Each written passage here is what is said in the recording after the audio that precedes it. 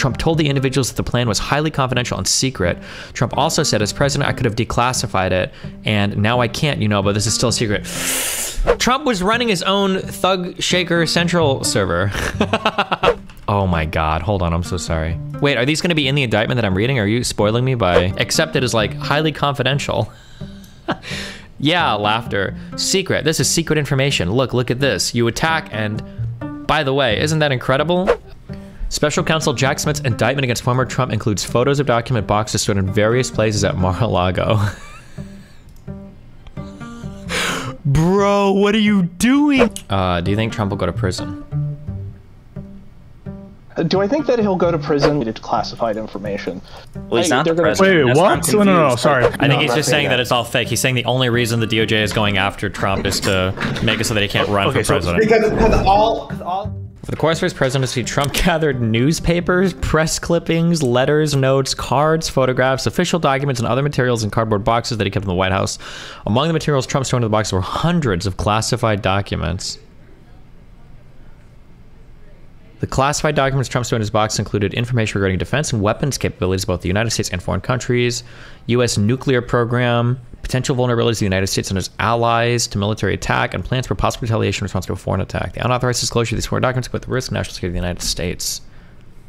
Trump stored his boxes containing classified documents in various locations at the Mar-a-Lago club, including in a ballroom, a bathroom and a shower, an office space, his bedroom, and a storage room.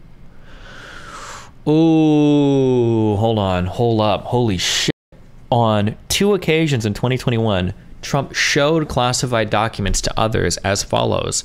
In July of 2021 at Trump National Golf Club in Bedminster, New Jersey, during an audio recorded meeting with a writer, a publisher, and 2 members of his staff, none of whom possessed a security clearance, Trump showed and described a plan of attack that Trump said was prepared for him by the Department of Defense and a senior military official. Trump told the individuals that the plan was highly confidential and secret. Trump also said, as president, I could have declassified it, and now I can't, you know, but this is still a secret. Oh, that's like intent, classified information, showing it to it. That's like, if this is true, that like, this like, part 6 subsection A is like, Jesus. Remember, even though Republicans keep lying about this, like they did with Hilary Clinton, for classified information, you have to show intent in order for there to be a law break there. Like if you accidentally take a document home or whatever, that's not, I don't think that falls under, because it has to be intent or like willful negligence or whatever, or gross negligence. So accidentally taking a document home is fine. That's why like Biden probably isn't in trouble. That's why Hilary Clinton didn't get in trouble, even though she had a lot of classified information on her servers. They weren't able to show that she intentionally did it. This though, showing that Trump knowingly had, oh man. In August or September of 2021 at the Bedminster Club, Trump showed a representative of his political action committee who did not possess a security clearance a classified map related to a military operation and told the representative that he should not be showing it to the representative and that the representative should not get too close. Bro. The grand jury issued a subpoena requiring Trump to turn over all documents with classification markings.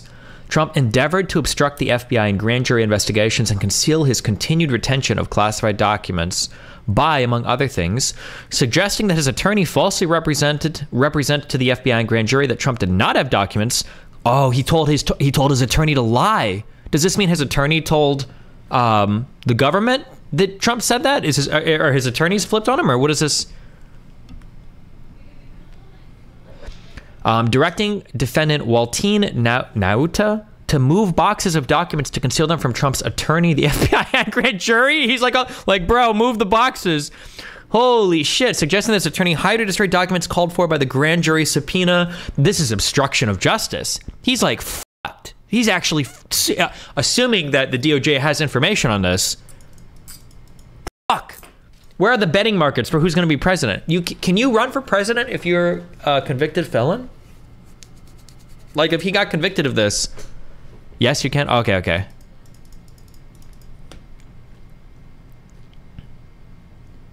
Can he run for president like from from a jail cell? Posted 3 hours ago. Trump's lawyers just resigned. Donald Trump's lawyers Jim Trusty and John Rowley have delivered their resignation to the former president. The pair confirmed to NPR in an emailed statement, "We will no longer represent him on either the indicted case or the January 6th investigation." They wrote, "It's been an honor to spend the last 3 years." The two added that they have no plans to address the media concerning their withdrawals. Oh, bro. Oh no. Caused a certification to be submitted to the FBI and grand jury falsely representing that all documents called for by the grand jury subpoena had been produced, while knowing that, in fact, not all such documents had been produced. As a result of Trump's retention of classified documents after his practicing a refusal to return them, hundreds of classified documents were not recovered by the U.S. government until 2022, as follows. On January 17th, 1 year after Trump left office, after months of demands by the National Archives and Records Administration for Trump provided only 15 boxes, which contain 197 documents with classification markings. On June 3rd, in response to a grand jury subpoena, Trump's attorney provided the FBI 38 more documents, and then on August 8th, the FBI recovered from Trump's office and storage room at Mar-a-Lago 102 more documents.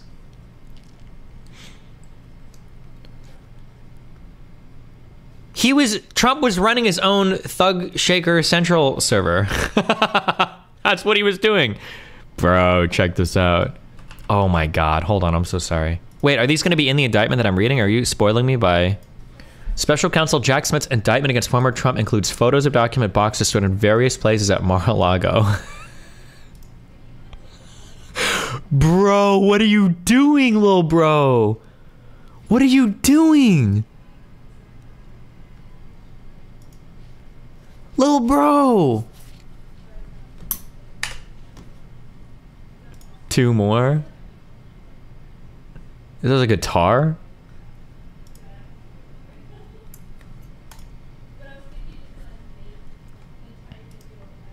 What, he has a chandelier in the bathroom? What does he have? Does he? Ugh, it's so tacky too. Look at this shower curtain. Defendant Nauta, I don't know how to pronounce his name, is a member of the United States Navy stationed as a valet in the White House during Trump's presidency. Trump did not inform the Secret Service that he was storing boxes containing classified documents at the Mar-a-Lago club. Information was classified as top secret if the unauthorized disclosure of that information reasonably could be expected to national security. Secret, confidential. As a candidate for president, did you really need to include this? As a candidate for president of the United States, Trump made the following public statements, among others, about classified information. On August 18th, Trump stated, "In my administration, I'm going to enforce all laws concerning the protection of classified information, and no one will be above the law." On September 6th, he said, "We also need to fight this battle by collecting intelligence and protecting our classified secrets. We can't have someone in the Oval Office who doesn't understand the meaning of the word confidential or classified." On September 7th, Trump stated, "One of the first things we must do is enforce all classification rules and to enforce all laws related to the handling of classified information."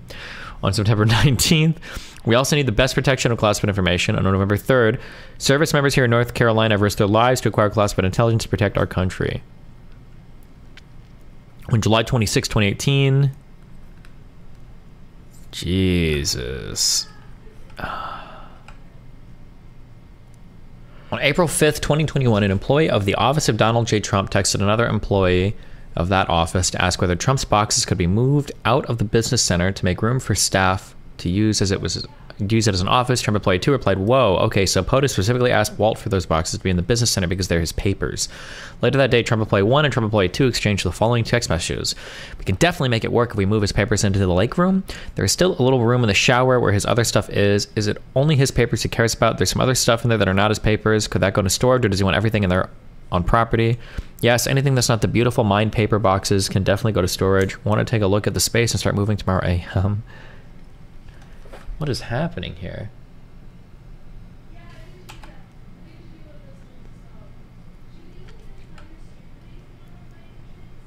Why is he just why is he just moving all these around? He's so stupid.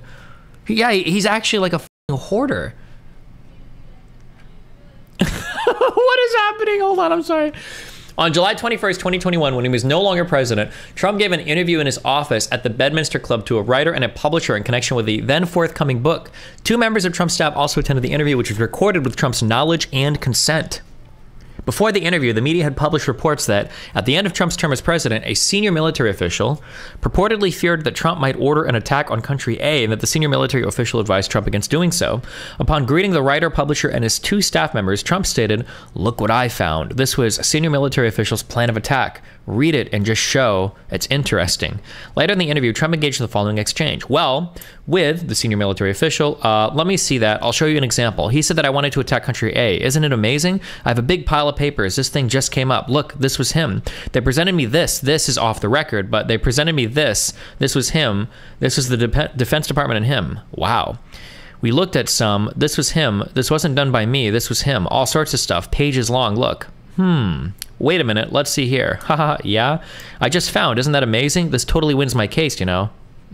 Except it is like highly confidential. Yeah, laughter. Secret, this is secret information. Look at this. You attack and, by the way, isn't that incredible? Yeah, I was just thinking because we were talking about it and you know, he said he wanted to attack country A and that, this was done by the military and given to me. I think we can probably, right? I don't know, we'll have to see. Yeah, we'll have to declassify it. Figure out a bit, yeah. See, as president, I could have declassified it. Now I can't, you know, but this is still a secret. Isn't that interesting?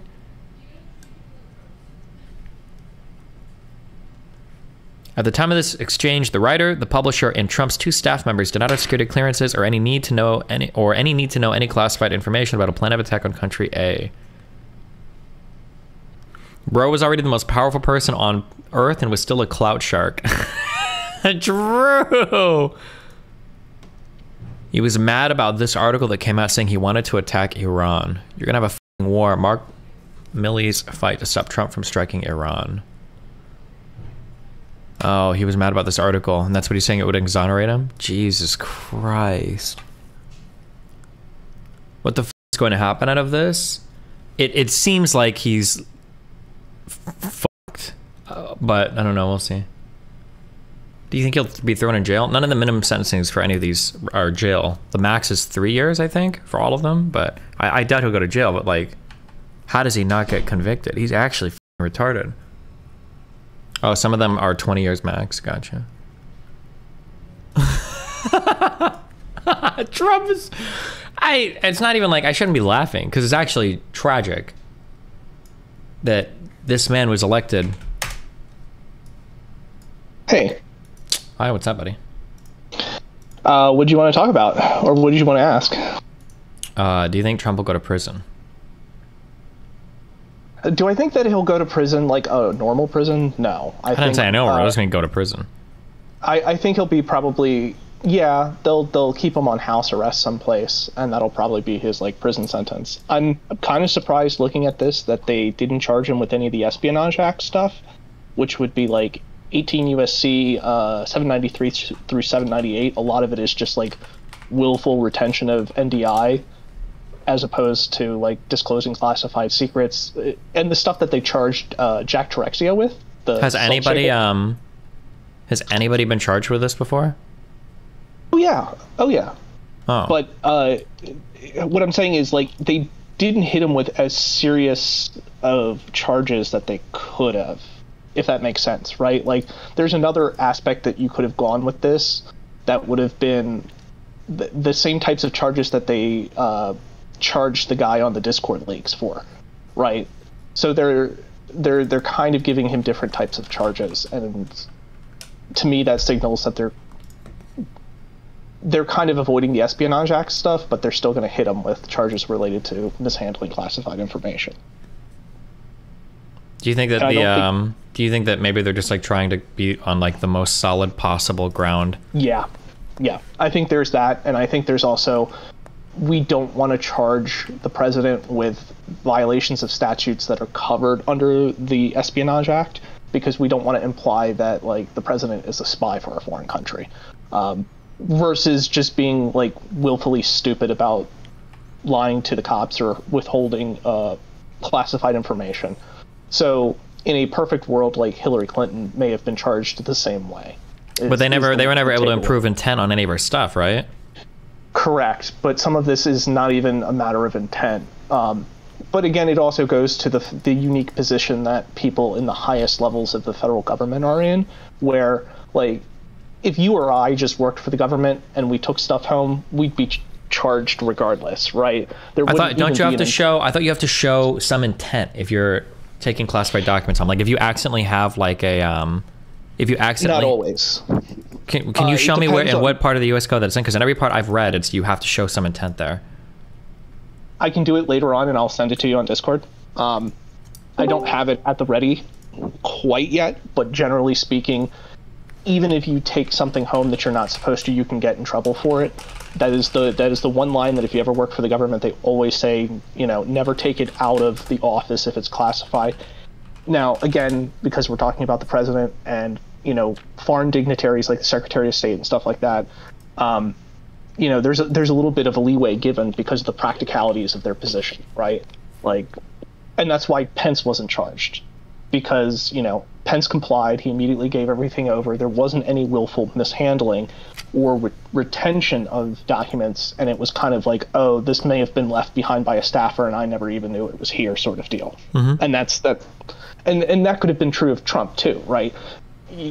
Staffers could leave something behind. Okay, just hold on. Just to be clear, I gotta have a source on this, because everything I've read is intent or gross negligence. I don't think just taking something home is enough for you to be charged. You might get fired from your job or get in trouble with like your boss. Okay. But I don't think you can just having taken it home, you can get in trouble. Well, wait a minute. See, isn't the fact, like the excerpts that you read in the indictment folder where he's waving the papers around, admitting that they're classified and he shouldn't have them, isn't that an admission? No. We're not talking about the indictment at all. Yeah. It's just some people seem to be thinking, because everybody brings up Hilary Clinton, and I've heard a lot of people say this over and over again, that removing classified material from a zone into a non-classified area where you don't have permission to move it, that's always necessarily breaking the law. But I'm pretty sure in order for there to be a law to be broke there has to be, you have to either be grossly negligent in the handling, or you have to be doing it with intentionality, like you're removing classified information or whatever.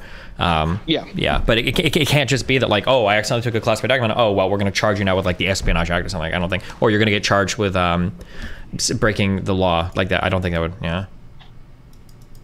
Yeah. So, give me a few minutes. It's going to take a bit to figure out exactly what law it is, because I don't have it memorized off the top of my head the same way that I do some of the other stuff. What extent does prosecutorial discretion play a role? Because the Department of Justice dropped the investigation against Pence, even though he had classified documents. Here we go. Well, what was the Pence story? Well, Pence had classified documents from his time as Trump's vice president. Yeah, but the question is going to be like, how are these documents found, or what happened, right? Like, if it's like, because for Biden, wasn't it like they found, like, his lawyers found a piece of paper that was classified in a folder in like a closet or in his car or something? Yes, and then as soon as they found it, they turned it in. I would be surprised if Pence was intentionally hiding information. One, he just doesn't seem like the kind of guy to do it, and two, I didn't hear anything about that. So if you just like find things, that probably happens. But I'm guessing as long as you like turn it in, you make a good faith effort to work with the prosecutors, or not even the prosecutors, the National Archive records or the DOJ or whatever, they're probably fine. They probably don't care. That'd be my guess. Right. So clearly, prosecutors are not obligated to indict simply because you have classified documents if you make a good faith effort to turn them back over, right? So there's prosecutorial discretion there. Isn't that the case, Batman? Mm-hmm.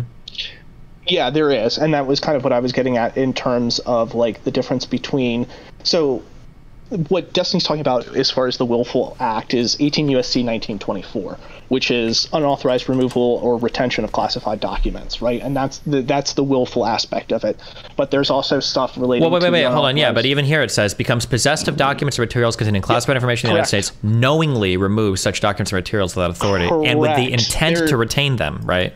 Yes, that is what Trump, I believe, is being charged with. There's another one, I'm trying to look it up as far as just possessing it when you shouldn't have it. And I think that's also covered in the Espionage Act too, because if I remember correctly, that's like 793 and 798 respectively. I think 798 should be unauthorized disclosure, which could also hit Trump because, of course, that whole taped conversation that you were reading the transcript of, right? Like that in of itself could be, and this is where, to the other point, is the prosecutorial discretion is Do you want to charge him with something that's covered under the Espionage Act? No. It's a lot easier to charge him with stuff like 1924, where there is, again, a knowing and willful component that you can say he violated, and it's a provable case, but it's not invoking the same kind of auspices of, like, oh, this is somebody who might be stealing classified information to give it to a foreign power, or to disclose it to a potential, like, terrorist or enemy of the United States.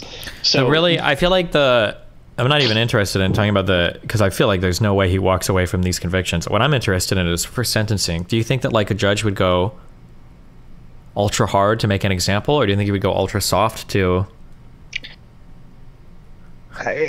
So this is where the politics comes into play, because the current judge assigned to him or to his case is one that he appointed. Yeah, but I mean, appointed Trump judges have shut down tons of, like, Trump claims, like election. I agree, but it's going to depend. Like, I don't. Gut reaction, no, I don't think they throw the book at him. But I think gut reaction is also, they're going to do something to make it so that he can't run for president in terms of the sentencing. So it'll be just long enough to take him out of the race and the running for 2024, where they're like, okay, you have a prison sentence, or you have, I expect home confinement, to be honest. If there's any sort of, like, prison sentence, quote unquote, there's going to be some sort of home confinement. And they'll say, hey, for the next 3 years, you're in home confinement. Okay, not a huge deal. Like, he can live quietly and peacefully, but he's out of the race, because from home confinement, it's going to be very difficult for him to go on the campaign trail and, like, campaign. So that's what I fully expect to come out of this. So, well, hang on. I got a question about the presiding judge thing, because what I was reading was that it was the lady who appointed the special master during, like, the initial, like, in the aftermath of the Mar-a-Lago raid, and most of her conduct was, like, overturned by the 11th Circuit. And my understanding is, like, this her assignment in this situation, there's no indication that it's, like, a permanent assignment. Can't she be removed and the case be assigned to a different judge? Or she might. I mean, there's going to be motions regardless by probably the DOJ or something like that to change venue or to change judge at some point, especially as this merges in potentially with other charges, because supposedly there's three different cases going on at the same time. So we don't know. We know that one is related to January 6th. We know one is this one, and we're unsure of a potential third that they've been rumoring. Something about finance, I think, if I remember correctly. Yeah. So does this tie in with this one? If it does, then do you change venue for whatever? I mean, regardless, this is going to the Supreme Court, I imagine, because there's going to be a precedence here. Yeah, there's going to be a precedence here of can the United States president be incarcerated, or can the United States president be found guilty of a crime related to classified information? Well, he's not the president. Wait, what? No, sorry. I should say that's bullshit.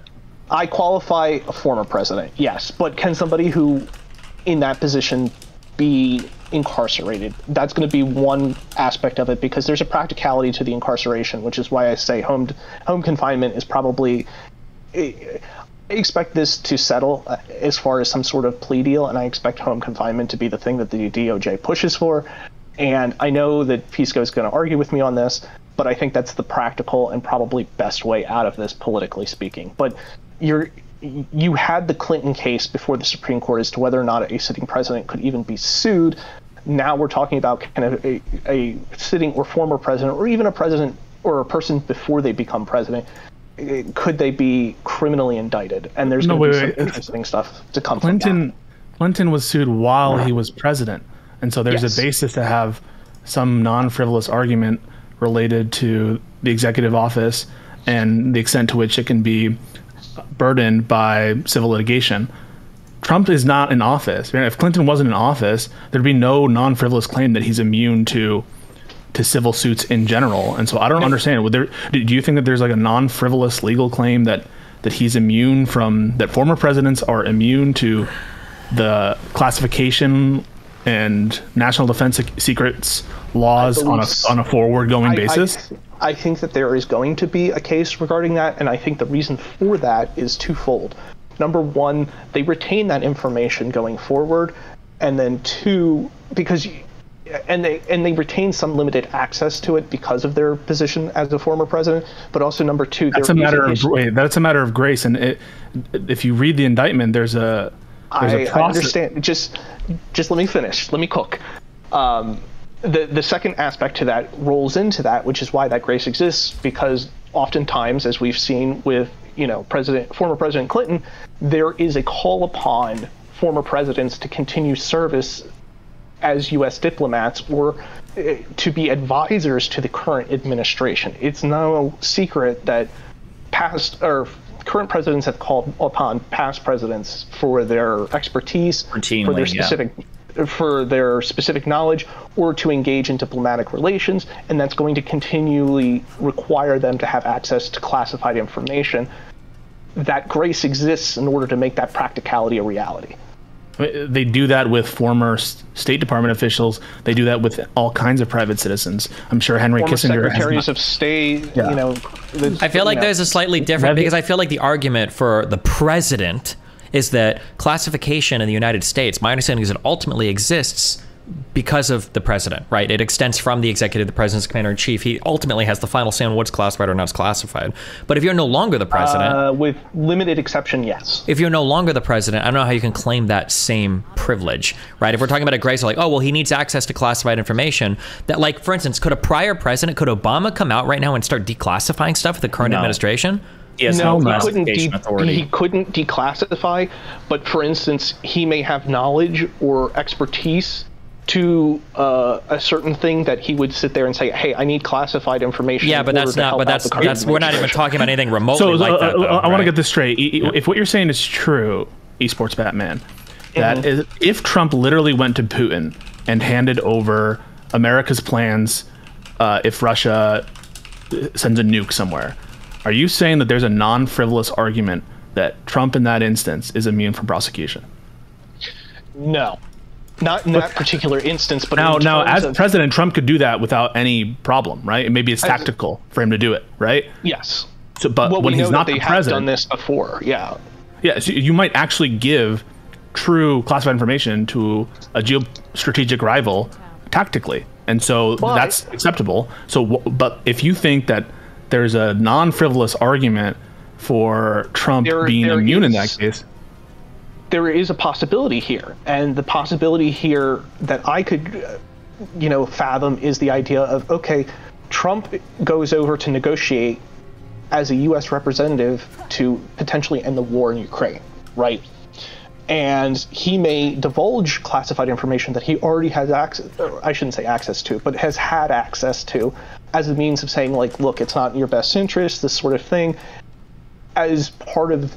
I don't think he would be allowed to do that. What if the current president forbids it? The current president says, I'm sorry, you do not have security clearance anymore. You are not allowed. Doesn't even forbid it. Wouldn't the current president have to predicate it in the first place? Yeah, no, I agree with that. Absolutely agree with that. But it's taking a step back. This would be presumed upon the idea of, like, Joe Biden agreeing that, he represents the United States and has the ability to negotiate. Well, no, hold on. But that eliminates all the interesting part of the question. If he's already given specific authorization by Biden to go do it, there's probably going to be some talk of classified materials and it's going to be pre-authorized. Yes. But it almost sounds like you're making the argument that, like, any prior official that was in some position, even the president, that had access to classified documents and had the privilege of declassifying or making some of this information about other people, retains that ability indefinitely. There's no there's no way. Well, that's the argument. That's garbage. There's no non-frivolous argument for that. No, but you're saying that there's a non-frivolous argument that could reach the Supreme Court that would be decided that somehow former President Trump is immune to the application of these laws for conduct that occurs after he's in office.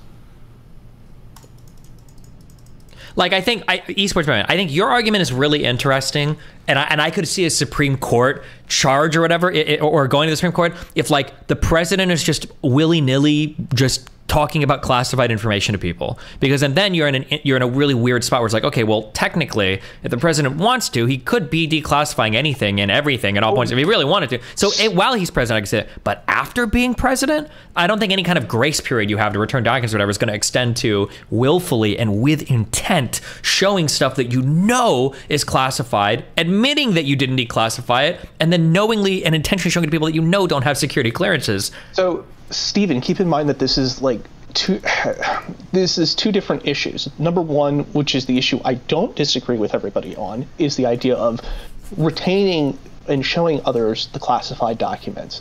The second one is talking about it with other people, particularly as far as the basis of like forming some sort of narrative or biography or what have you, where there are aspects that you could talk about that would be otherwise classified to give a general idea of what was going on at the time, or to give an idea of like what you continue to potentially advise. Well, sure, but now this is like no. It's the same thing. It's just, if the premise of what everyone's saying, and everyone is assuming, including Destiny, that all of classification authority derives from the office of the president. How can that, if you're taking that unitary view of classification, which by the way I don't necessarily accept, though I obviously give a lot of deference to whoever's the president is, but if you're taking a unitary view of that classification authority, how can you possibly say that part of that is split off into the former president?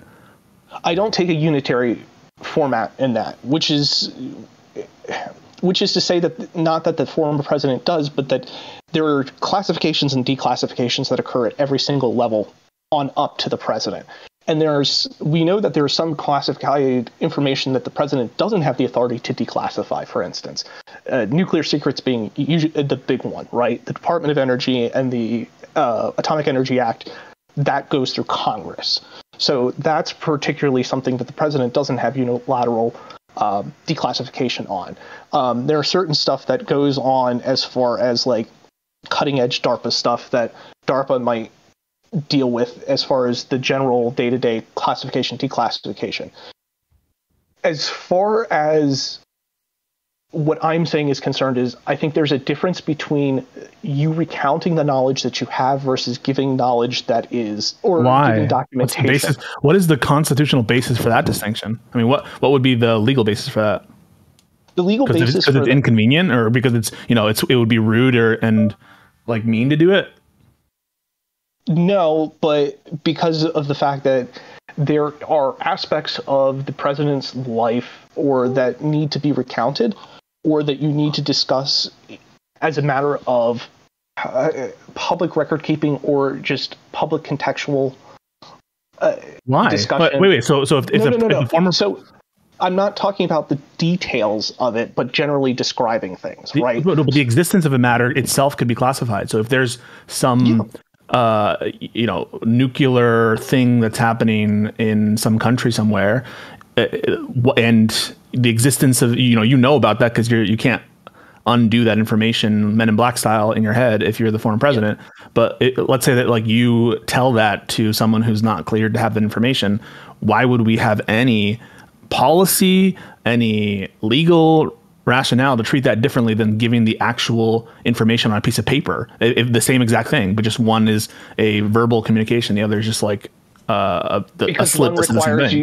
Because one requires you, first of all, to memorize all those details, which most people are not going to as a matter of just like human existence. But also, number two, the fact is you're then therefore going on the president's word versus the concrete existence of what is being shown. So a good example is going to Trump. Like, Trump, as bombastic as he is as a politician, could say all these things like, oh, we plan to attack country A, for instance, and you'd be like, yeah, sure, okay, whatever.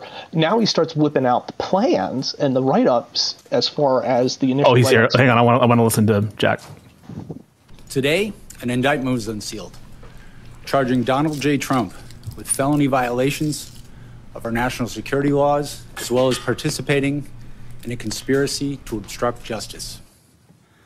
This indictment was voted by a grand jury of citizens in the Southern District of Florida, and I invite everyone to read it in full to understand the scope and the gravity of the crimes charged. The men and women of the United States intelligence community and our armed forces dedicate their lives to protecting our nation and its people. Our laws that protect national defense information are critical to the safety and security of the United States, and they must be enforced. Violations of those laws put our country at risk. Adherence to the rule of law is a bedrock principle of the Department of Justice, and our nation's commitment to the rule of law sets an example for the world. We have one set of laws in this country, and they apply to everyone. Applying those laws, collecting facts, that's what determines the outcome of an investigation. Nothing more and nothing less. The prosecutors in my office are among the most talented and experienced in the Department of Justice. They have investigated this case hewing to the highest ethical standards, and they will continue to do so as this case proceeds. It's very important for me to note that the defendants in this case must be presumed innocent until proven guilty beyond a reasonable doubt in a court of law. To that end, my office will seek a speedy trial in this matter, consistent with the public interest and the rights of the accused. We very much look forward to presenting our case to a jury of citizens in the Southern District of Florida. In conclusion, I would like to thank the dedicated public servants of the Federal Bureau of Investigation, with whom my office is conducting this investigation and who work tirelessly every day upholding the rule of law. It's not in gonna our say country. shit. I'm deeply proud to stand shoulder to shoulder with them. Thank you very much. Did you read through any of the indictments? I read the whole thing. Holy yikes. He might be one of the stupidest motherfuckers I've ever seen in my entire life. Yep. It feels like either a movie or maybe like a litigator textbook or whatever. Like, this would be the example of like the perfect way to catch a person committing a crime. Like, hey, you guys don't have clearances. This is secret and I'm not supposed to show it to you, but come and check it out. I would have declassified it, but I didn't. But here, look at it anyway. It's like, what the fuck? It sounds like a law school exam. It's that bad. And to be clear, when I'm trying to argue to Pisco's point about the issue of whether or not there could be this argument, I'm not saying I agree with it under any circumstances, nor do I think it has a whole lot of weight in water. I just think the Supreme Court might take it up just to set the precedence. Either, yes, this is a thing, or no, this is not a thing, and go from there. But I don't think they should even grant like cert or anything. It's so preposterous to me that the Supreme Court would hear it. It's such a... Also, the Supreme Court generally doesn't want to hear a case unless it really needs to, right? Like, I don't think, does the Supreme Court look to make really wide rulings unless it's absolutely called upon? Yes, if they probably have a political interest in it, right? But didn't they punt on Trump's last Supreme Court case when he tried to overturn the election? So, I mean, to me... They didn't punt. They didn't punt. They upheld a very important principle of law related to constitutional standing and what he's saying is that they didn't take it up that's what I mean. Uphold it themselves. They just denied cert and basically, let it stand. Yeah, I'm not an attorney. It seems like they would want to do that here too, right? I mean, they probably would want to. The Supreme Court. So that case emerged under the Supreme Court's original jurisdiction, so they had to dispose of it of some way. Mm-hmm. I don't think that, and I think it's fine that they made the statement they did. I don't know what relation that has to do with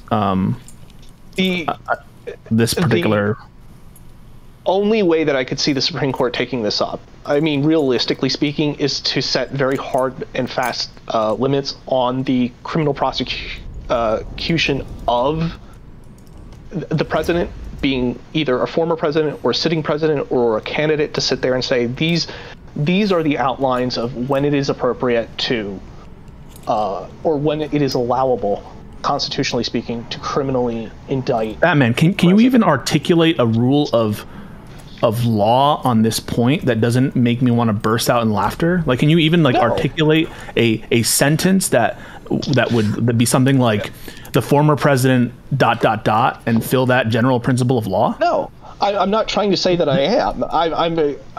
I'm pro-offering what I expect to be offered by the Trump defense team, but we also have the likes of Clarence Thomas and Samuel Alito, and who knows what their wackiness might get them up to. I mean, you saw did you read the dissent they just tried to do over Section 2 of the VRA? I mean, I haven't had the chance to read that opinion. Yeah. I mean, but they also didn't they refuse to talk about like the Section 230 stuff though? Like, which a lot of people expected them to make some crazy conservative aggressive ruling on to like fuck like.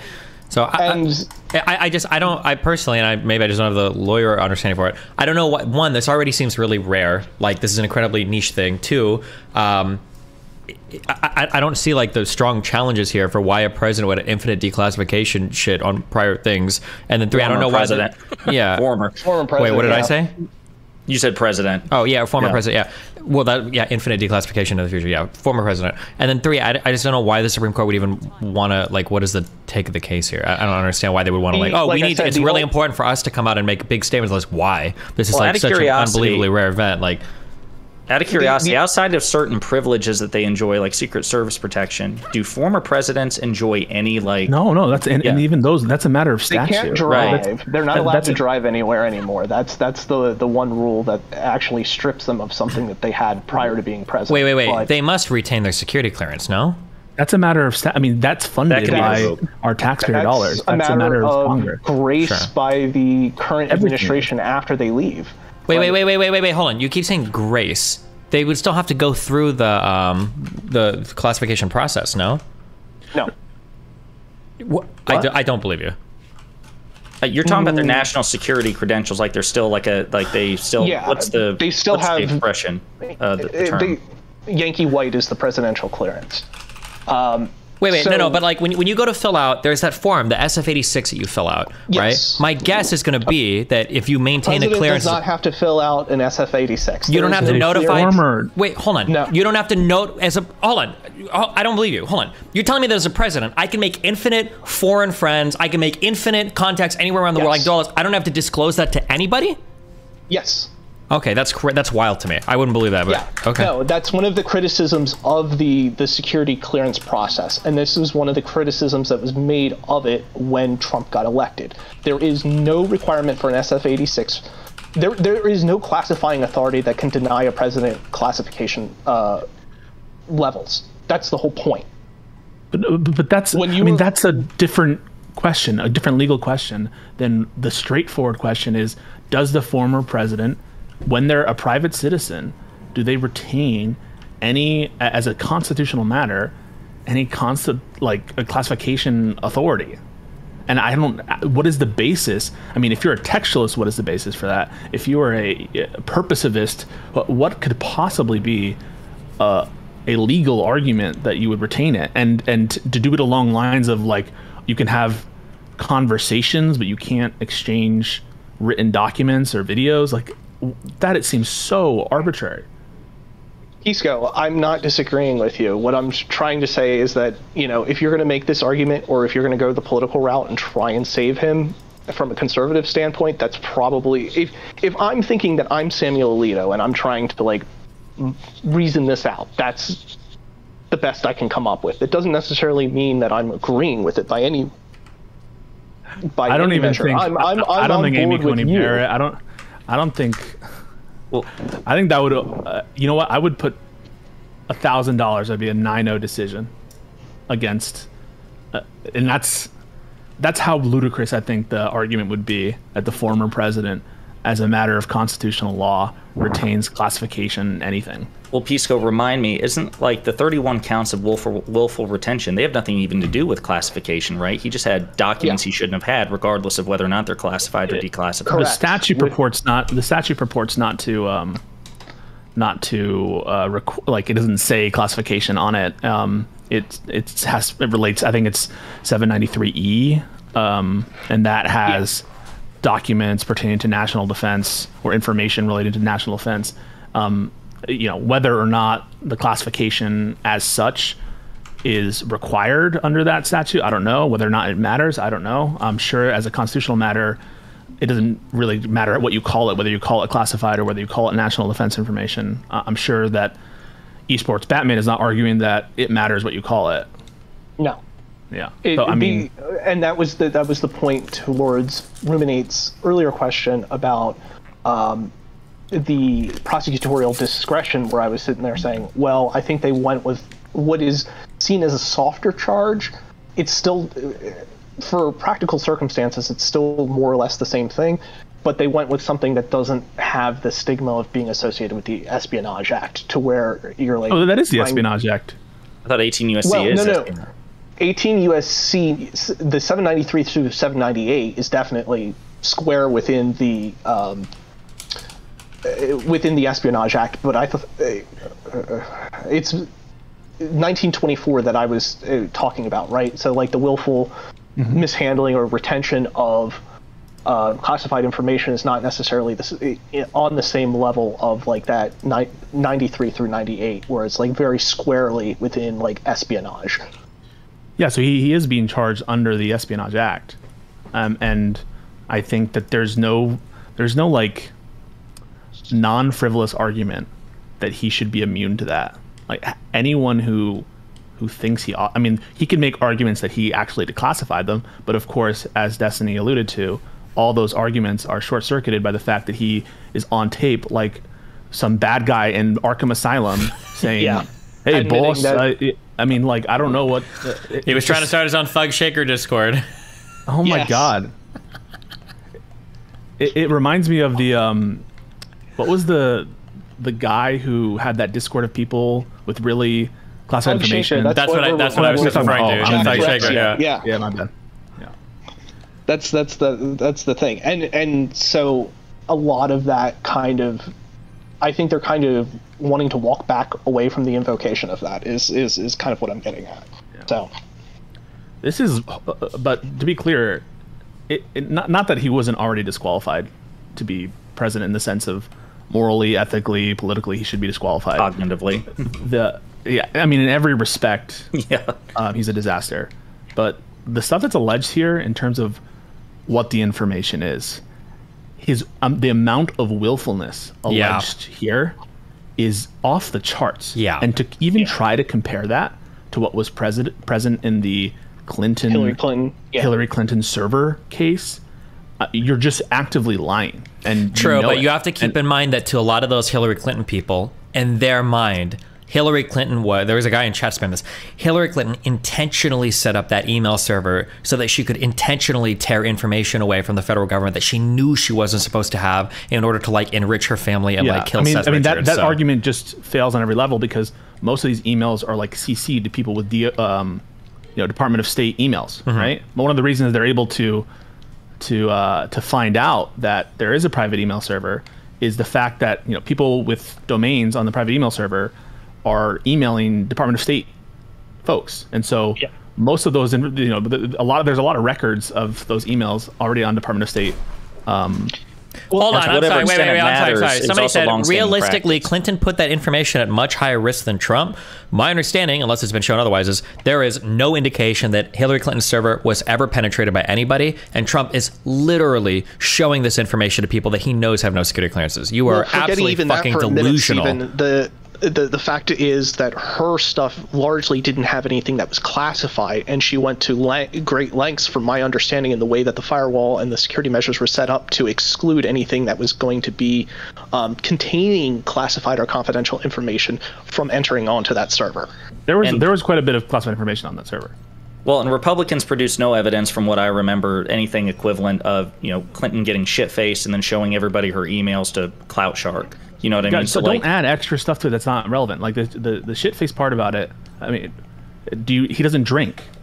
No, I understand, but fair enough. I mean, that he's not being frivolous and just like random. She wasn't like randomly showing other people information on these servers. Like she wasn't like letting people peruse through her email, letting them see top secret information or anything like that. Like the Republicans were never able to produce anything to that effect. Any sort of flagrant violation. Any flagrant evidence of willfulness that she knew that there was classified information there. That was the big smoking gun. Republicans are going to argue that the very existence of the server is a flagrant violation of the rules, which it technically was. Wait. Hold on. Wait. My understanding is no, it wasn't. If there was no classified information that went onto that server, I don't believe it would have been a violation of the rules. There was a small amount that was found. No. Wait. Hold on. You said that the very existence of that server was a violation of the rule. My understanding is if there's no classified information on it, there's nothing wrong with her using that as an email server.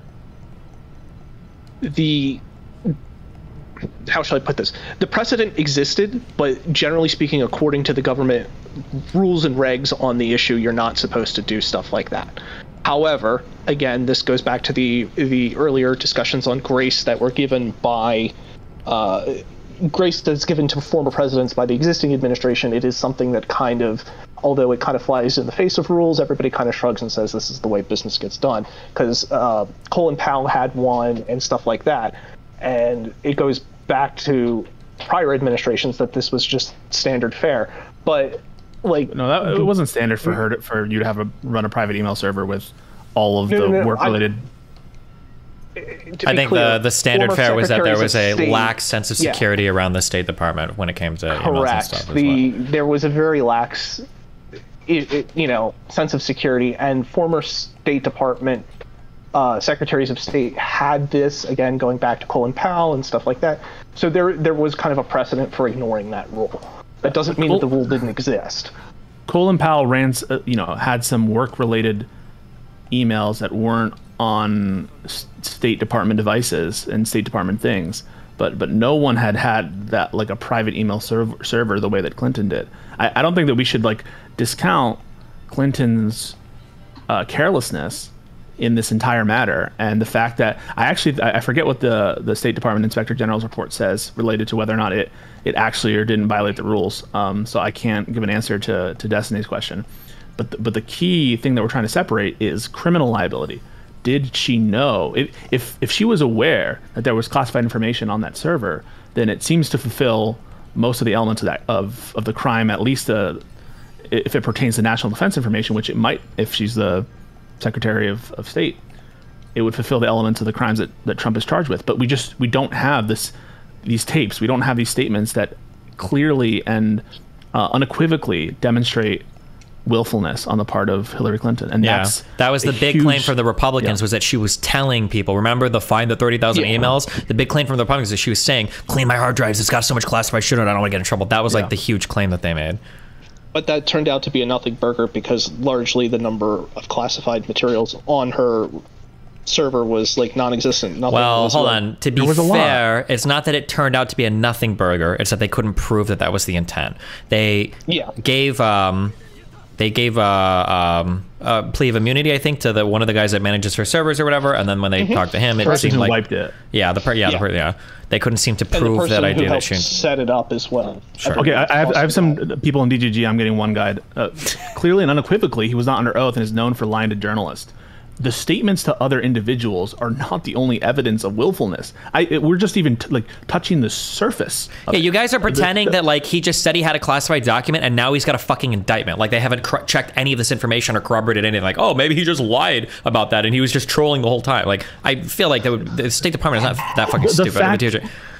The fact that the documents have classification markings, the fact that he's moving boxes around, the fact that he's talking to his lawyers and telling his lawyers, not media people, these are communications between attorneys and their clients that were breached for the crime fraud exception to the general rule of privilege, where he's saying, what if we just tell them that there's nothing there? The communications that he has with his own staff members, all of these things, and again, I'm just touching the surface of what's there. The obvious sensitivity of the information related to nuclear secrets. Yes, nuclear secrets. That's now been confirmed. Related to defense plans and strategies, all that stuff evinces a willfulness and knowledge of the fact that that information was not authorized to be there, and that it was in fact classified. And so for you to be like, well, Trump has sometimes lied. Yeah, he lies to everyone. He lied to the investigators. That doesn't mean that he wasn't aware that the information was classified. That's the stupidest thing I've ever heard. And Lesshouses, it brings up Biden and Pence. You guys remember when I was like, hey, wait for the investigation stuff to come out. Right now, we shouldn't make any conclusions about what's better or worse. We can now make conclusions based on public information. Biden is the one who brought those documents to the attention of the DOJ. That information was known at the time when I made this, let's wait statement. But now you have all this extra information about Trump's intent and knowledge that is just overwhelming, and you have none of that coming out about the Biden investigation. This doesn't go back to my earlier comment of a staffer left it there from the prior administration, and they didn't even know it was there, and when they found it, they said, "Here it go, here you are." That's not a prosecutable case for. And let me be clear. I think that if Trump had just had the documents there and given them all over when asked, I probably think he shouldn't have been charged. Of course not. Yeah, because I mean, like, Bill Barr said he wouldn't have been. Yeah, and I mean, like, if you look at that, like, people are freaking out because they're seeing all the boxes, and people are saying that, like, oh my God, look at all. My guess is that not all those boxes are full of classified information. There's probably the majority of it is probably not classified information. And if it would have been only the boxes, and if you wouldn't have ignored multiple requests to get it back, even I was like, he's probably not trying to steal fucking classified information. He probably just like brought a bunch of shit back from the White House. There's some classified shit in there, and he just needs to give him it some back. Grace. For sure. It's possible, and there's a kind of like see no evil, whatever, a grace that you're going to give them that it's possible he had no awareness that they were classified or whatever. But when he's literally telling his lawyers to lie about it, and to intentionally misrepresent what's in there, and then telling other people that he knows there's classified stuff in there, and then telling people to hide the boxes when the FBI is going to his house. He's saying you need to move this shit around so they don't find it. You're way out of line at that point. You are so far out of line at that point. The FBI finds him like trying to flush it down a toilet or something. Yeah, it's so preposterous, and the Republicans, they literally have no response. There's no merits response. Like, even the people in the chat trying to make it the double standard argument. We can have the double standard argument all you want. You're going to lose it. You're going to lose it because there is no comparison. But even put that aside for a second. Can any of you defend what he did? There's no defense on the merits, right? Even if you're like, okay, there's a vicious double standard. How is what Trump did not disqualifying? Maybe you say, okay, Biden and Pence are also disqualified, but really, is there any defense whatsoever for what he's doing? Biden isn't disqualified now. He's currently president. He could have just. I mean, like morally or ethically. I know. This is like, it's like there have been so many situations that have come up to compare where, because I used to always argue and like, God, I wish in another world this would happen or this would happen, and this is just like, it's the perfect litmus test to see how rotted your brain is. Yeah. Like, and I've said this a couple times, and it's becoming more and more true, unfortunately. And I really don't like. I mean, like, obviously, I could be giddy that fuck Trump, blah blah blah. But it is, at the end of the day, Trump was all of our president. Like, he was the president of the United States. We voted for him. He won the process fair and square, and he was worse for the country, I think, in more ways than anybody could have ever imagined. And this stuff with the classified shit it's like an 8th grader level of like conniving, like combination of being evil and fucking retarded, or incompetent, I should say, retarded, in working against the process, in hypocrisy. How many times did Trump talk about, I'm gonna treat this, people put their life on, it was in the indictments. There are at least 4 different statements, and he's made way more than that. At least 4 different statements in the indictments, 3 of them in the same year, about how we're gonna do something about classified information. What about her emails? Lock her up. Like, it's just like it's an unbelievably sensational and It's the ultimate. I mean, there's no. How do you possibly defend those actions? You can attack the DOJ for double standard if you want. You're an idiot. But if you're sitting here and saying what he did was not a big deal, after everything that happened with Hillary's emails, after everything Trump said, you are the definition of the hack. The most partisan you can ever possibly be. Lesshoues, if you want to jump on, that guy's retarded. Don't waste your time. That guy he just says the most retarded shit consistently. Oh, is he known to you?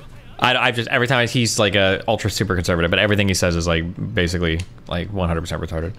He realized it was not a crime after Clinton got away with it, and so he did it. What?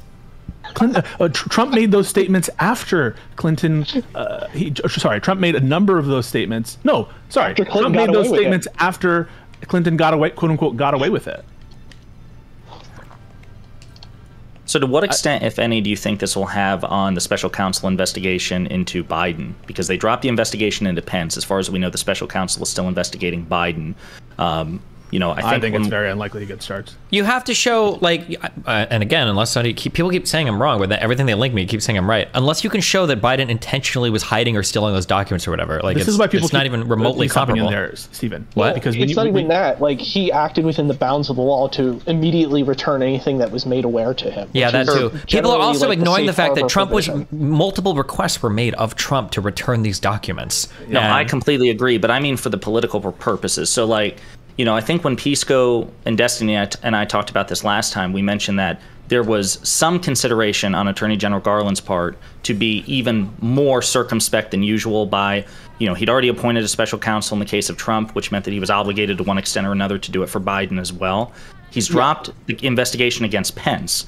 So the fact that there's an indictment coming, these 38 indictments or whatever against Donald Trump, does that mean that they're going to be slower to officially close the investigation to Biden because shouldn't affect it. So. If it affects it, if there's a memo somewhere that said we should time this to make it convenient or whatever, anyone who made that memo should be fired.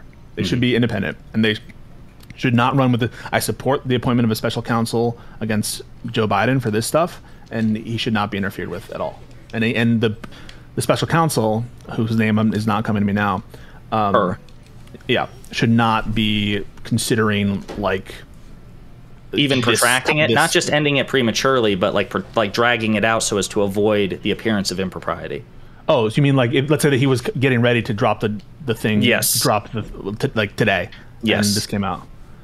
Okay, maybe you don't drop it today. All right. You can consider. I think there'll be a wink and a nudge to be like, don't immediately drop it. But at the same time, it's ultimately at the discretion of the special prosecutor to do what they want, and they're going to ultimately have to answer for it politically.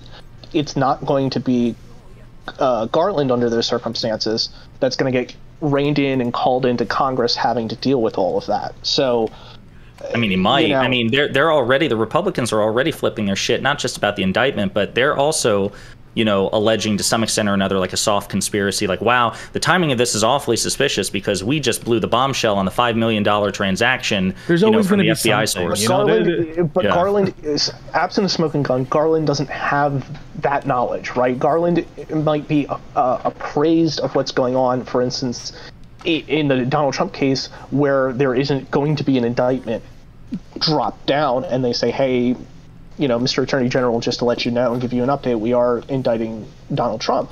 But if, day to day, I don't think that like Garland's having contact with the no, I completely agree. I just wouldn't put it past House Republicans at this point to make a spectacle of it and try to. Of course they will. Yeah, try to drag Garland in for hearings. But but haven't like every single hearing they've done like been a fucking failure so far? Like how many more fucking Durham reports, how many more random fuck hearings on improper do we need before the Republicans are like, okay, we're just Pisco, Batman, did you guys read that one, the Durham report? Because I don't know if you weighed in on it at all, but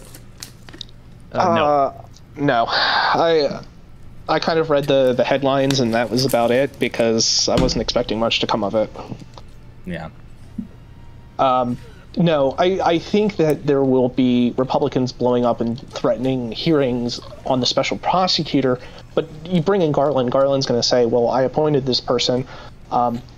They made the decision. They informed me of the decision when they made the decision to drop the case. I had no input otherwise, right?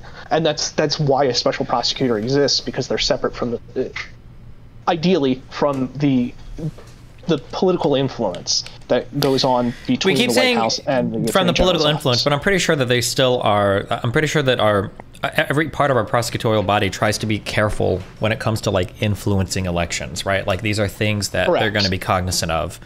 Yeah, and some of it is political calculation on their part too. That feeds into that. But hold on, let me be clear though. It shouldn't be quote unquote political calculation like they're thinking of like, is this going to help the Republicans or the Democrats? No. The political calculation is supposed to be. I know. I'm just clarifying for the audience. Political calculation is supposed to be like you're never supposed to try to win or lose an election based on like an intelligence body or an investigatory body or like a prosecutorial decision. Like that's not their job, and I think they try really hard to stay away from those types of things.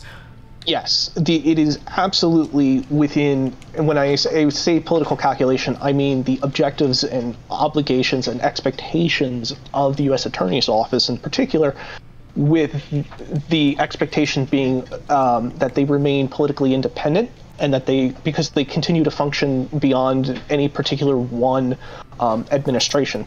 It will continue to operate, but also to the fact that you don't want there to be any sort of political bias in the operations of the U.S. Attorney's Office, because if there is, then you get into allegations of things like forum and judge shopping by the government that looks bad, and it does not play well with juries and makes their job in enforcing the law that much more difficult. Come on stream. What arguments are we addressing? Get on stream. Get in the Discord.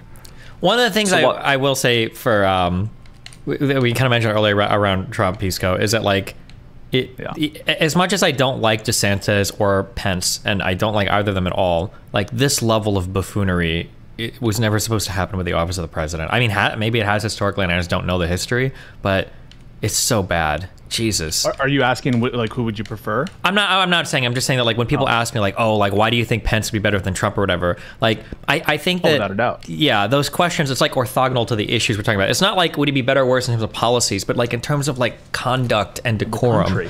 Like yeah, like even DeSantis would not know. I can't think of any U.S. leader that's gained a reasonable amount of popularity that would be on this level as Trump. It's just like unbelievable. Horrible, and yeah, I think there should be like a filter question for anyone you're engaging with on I guess these related topics and criminality topics is what they think about the underlying conduct. And if they can try to say some stuff like, well, he declassified it, and so everything even though he said he didn't, and even though it's clear that he said he did it. It's so stupid. I could have declassified it, but I didn't. But anyway, take a look. Oh my God. Oh, is Lesshoues in the call? Where is it? Where is that? Setting up Discord.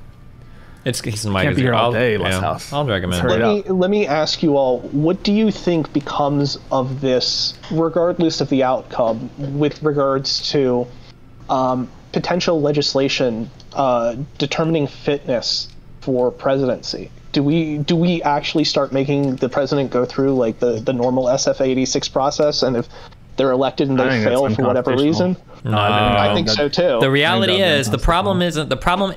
I don't think the problems are the systems. The problems are the American people thought Donald Trump would be a good president. The real problem is there's probably still a sizable portion that still think he would be. But I mean, I don't know what you do with it. Those are fights you have to win. That's like the heart of the public. That's not like a legislative process, right? Like, I don't think the issue with Trump are the laws or the regulations. It's the fact that somebody like that made it as far as he could have anyway. To repeat, I guess what everybody was thinking back in 2016, nobody knew that Republicans would go this far in terms of their like buffoonery. It was like, yeah. You got, wait, you said that it would be unconstitutional, you think, to propose legislation that would like, what about like forbidding somebody for running for president or being elected president if they've been convicted of a felony or something like that? No, because Constitution, it doesn't speak to any of that. That's the problem.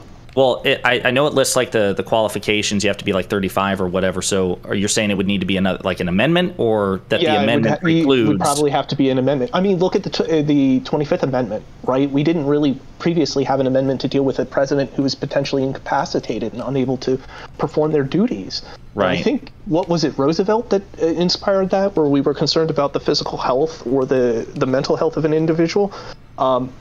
You know, we had no mechanism other than impeachment for removing a president prior to the 25th Amendment. Mm-hmm. So if syphilis got the better part of their brain, that was it. We're done. We're under...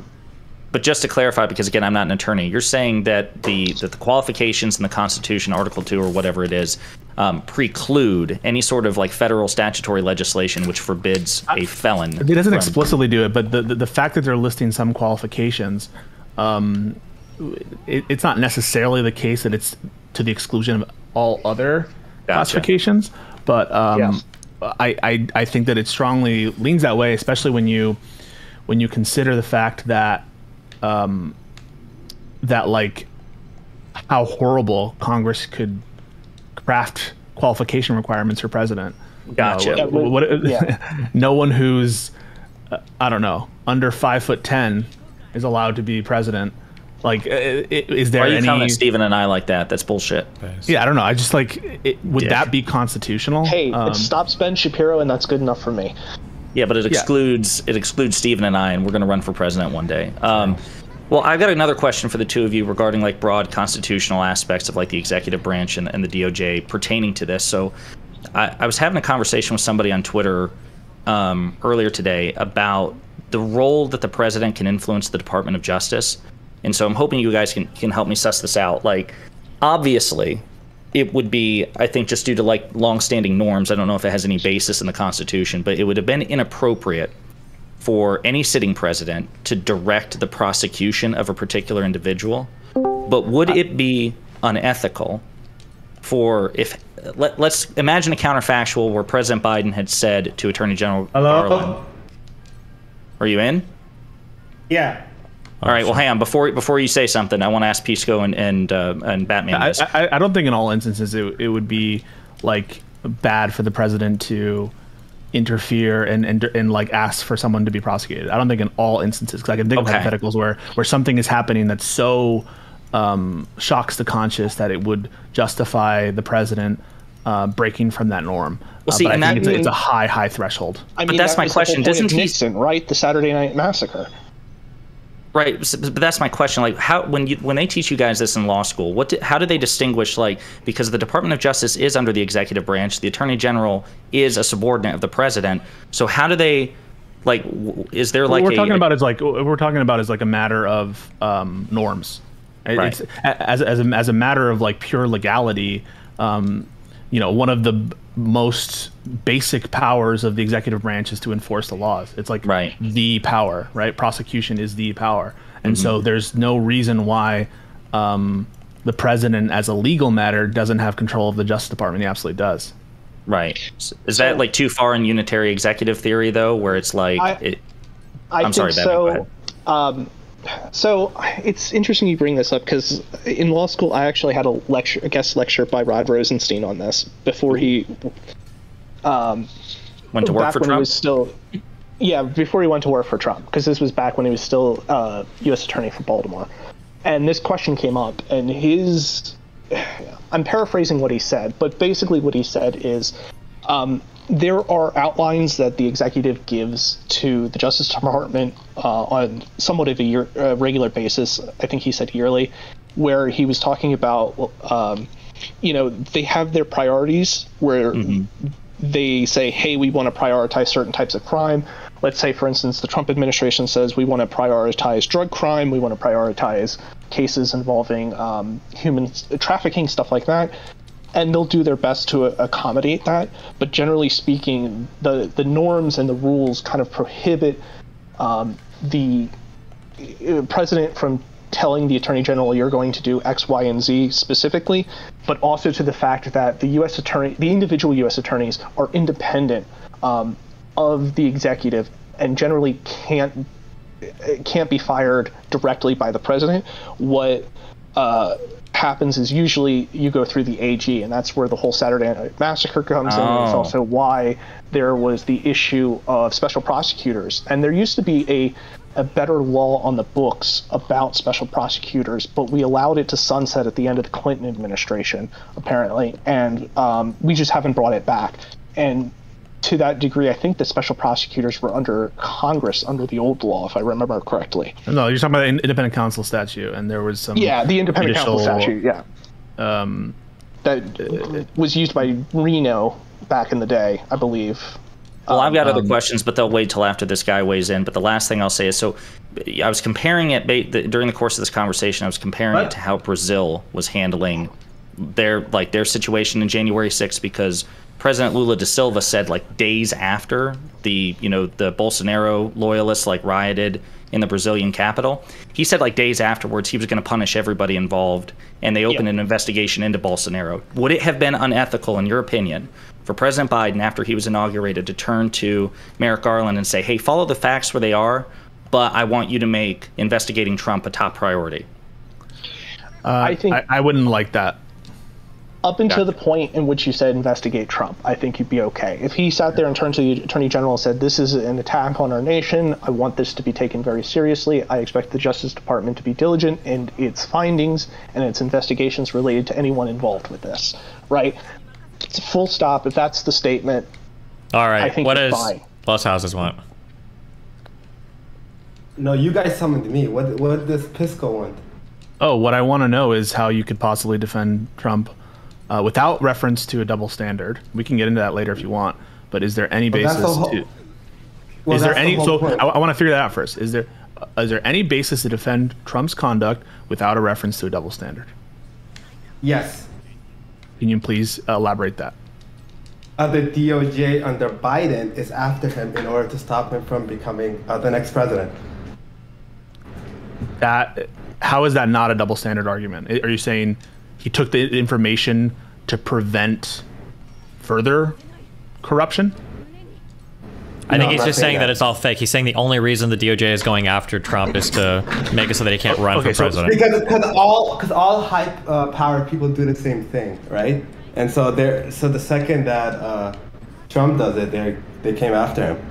They don't do all the same thing. I'm not going to dwell on the double standard argument as a preliminary matter. I'm asking you, assume the facts of the release indictment as given. Given those sets of facts, is there any defense for Trump's conduct? No. Okay.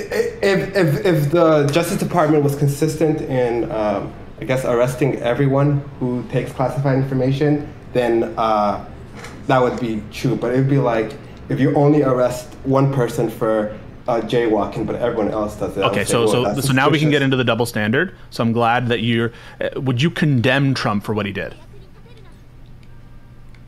Yeah. Cool. My hope, I do not mind if Trump gets arrested. So let me just make that clear. Because I think I will support DeSantis. Okay, I appreciate that. And I appreciate your candor and your honesty. And so let's get into the double standard. You think there's a double standard. Do you think the burden of proof is on me to disprove a double standard, or do you think you have the burden of proof to show that? I'm not sure what you mean by that. So who has the responsibility? Who has the pressure? Who has the responsibility of proving a double standard? The one alleging it, or the one sort of who doesn't see it? I guess my point is the double standard comes from Clinton having her own server, and then in order to evade, I guess, the U.S. That's the substance of the double standard argument. I'm asking you, like, you have to prove it, right? You have to prove it. What do I have to prove? I'm just telling you my point.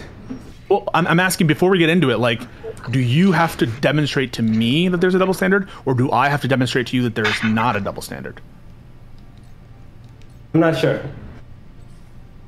Don't you think that if you're making an allegation that there's like widespread corruption, that you should have the burden of proof? Okay, yes, I see what you mean. I guess I have to prove that then. Yes, correct. Okay. So then I'll let you make your case for why there's a double standard. Otherwise, I would have started, right? Okay, so you go ahead. Oh, so my example is the Clinton email server, right? She bypassed the State Department's email policy and created her own email policy, her own email server.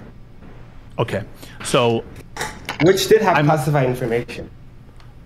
I'm taking your statement to be that there's a double standard in the enforcement of crimes related to classification of information, correct? And mishandling of said information. Yes. And that is evidenced by the fact that Clinton was not charged and Trump was charged. Yep. Okay. My response to that would be that the reason Clinton wasn't charged is because no reasonable prosecutor would charge her. And the reason why Trump was charged is because a reasonable prosecutor would charge Trump.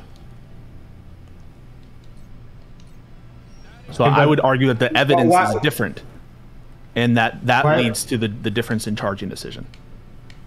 Okay, but why wouldn't they charge her if she had classified when she had classified information on her email server that she created to bypass the U.S. State Department server? Yeah. So I agree that she has a private email server that she used to conduct official State Department business. To be clear, nothing about that necessarily involves the retention or mishandling of classified information. There's tons of business and on State Department activities that one could conduct on a private email server, which would maybe implicate policies related to whether or not that's advisable, but it doesn't necessarily implicate classified information. But I agree with you that classified information was without a doubt found on certain hard drives purporting to be from those servers. So I agree that classified information was found, some of it at the highest classification level. Fair? Fair, but why? Yeah. Sorry, go on. So you don't need, and I agree that she possessed it, right? It was in her home. Yeah. She possessed it. Yeah, but I agree that didn't they say she was mishandling classified information? That's the allegation, right? if I would agree if Hillary Clinton was guilty of this crime and it's reasonable to charge her because you have enough evidence to charge her, and they didn't charge her and they did charge Trump, I think that would be pretty good evidence of a double standard. And I agree that Clinton had classified information. I agree that the classified information was not authorized to be there. I agree that she possessed it. But I disagree. What I disagree is the level of evidence of willful or malicious intent. Isn't creating the server not malicious? Like, you don't create your own private server at your home without thinking, oh, how's that not malicious? How's that not a willful intent to get bypassed the U.S. State Department's security servers? Because just the maintenance of a private email server doesn't necessarily imply an intent to have classified information on that private email server. You know, there are. Why would you create your own private server to conduct State Department business when you have a State Department email that would protect classified information in your work? The State Department email, as far as I understand, you're not supposed to have classified information for the most part, even on the State Department servers, right? Those that are accessible to the internet, right? Those things that are highly classified are supposed to be in SCIFs, or they're supposed to be properly stored, and you're not supposed to have like general access to the internet, as I understand. If someone can correct me who has more experience in this matter. Wouldn't that even make it worse to have an email where you do your State Department work? So no. So what I'm telling you is that there's a set of information and activities that one conducts at the State Department which do not implicate classified information, right? When you email someone from the general public, you don't have classified information there, right? If you're talking in generalities about setting up meetings, there's not necessarily classified information there.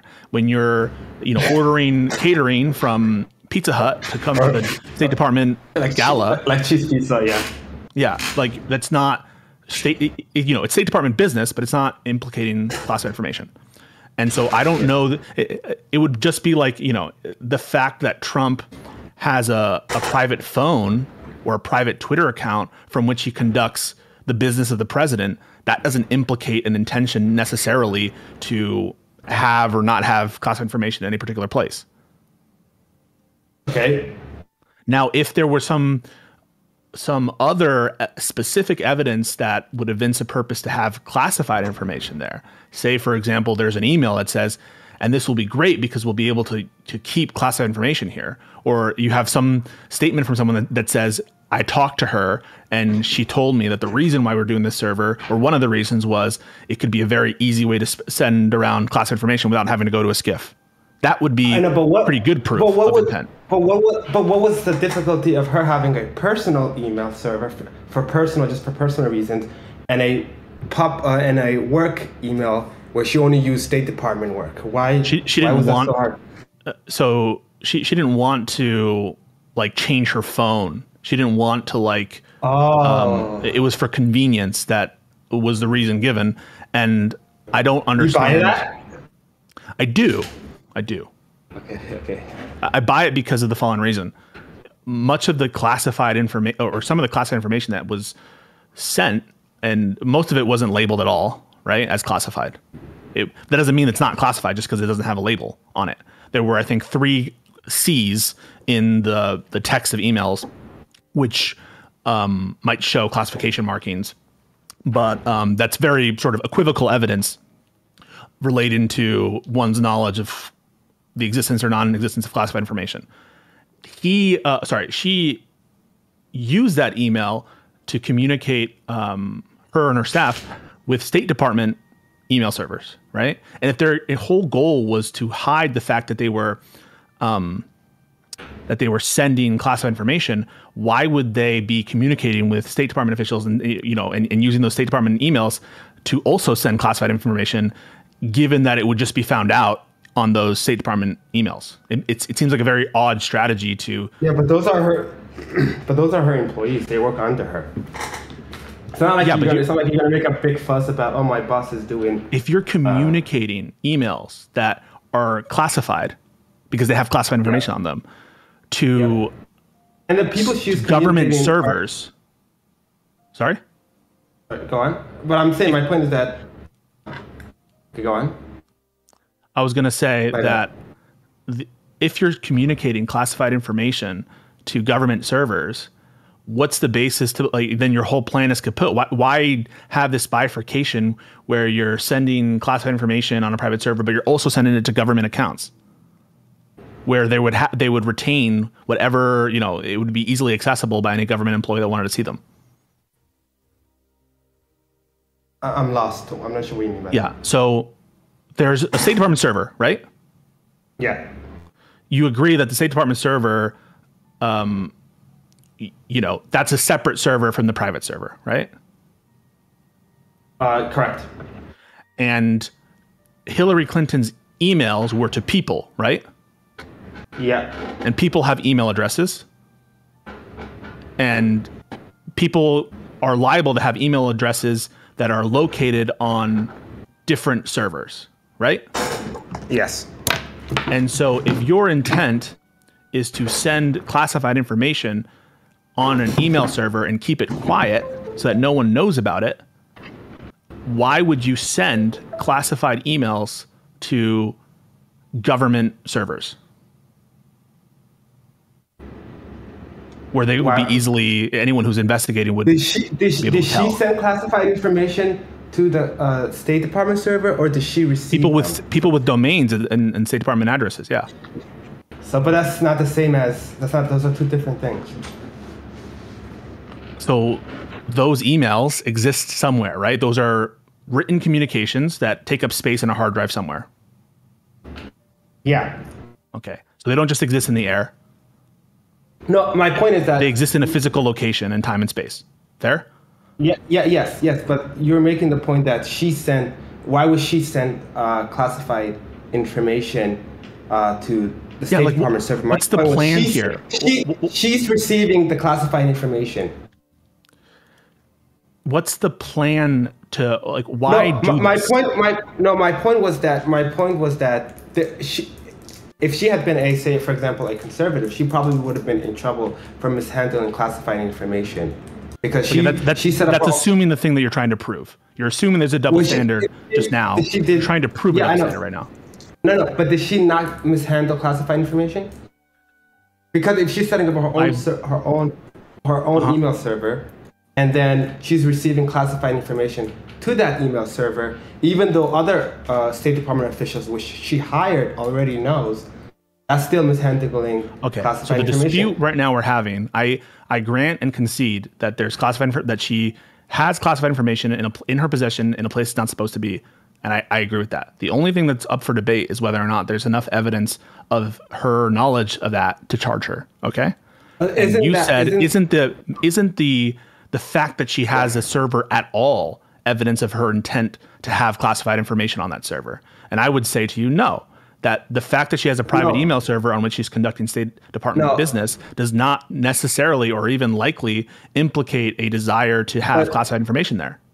But she has she knows she has a private server, and she's allowing other State Department officials to send her those information to that private server. So full well knowing she can set up her own, full well knowing that she can get a State Department server at any time, which is more secure. The argument we're having right now is about whether she knows that the information is classified.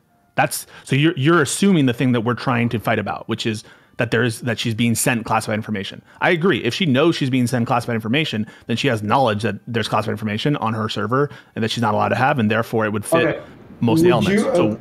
Would you agree that, let's say, the first time she gets the classified information, she knows the classified information, and then she says, oops, I can understand that, but if she keeps getting countless classified information, isn't it her responsibility after the first classified information to say... The argument we're having right now is about whether or not she has knowledge of the classified information, okay?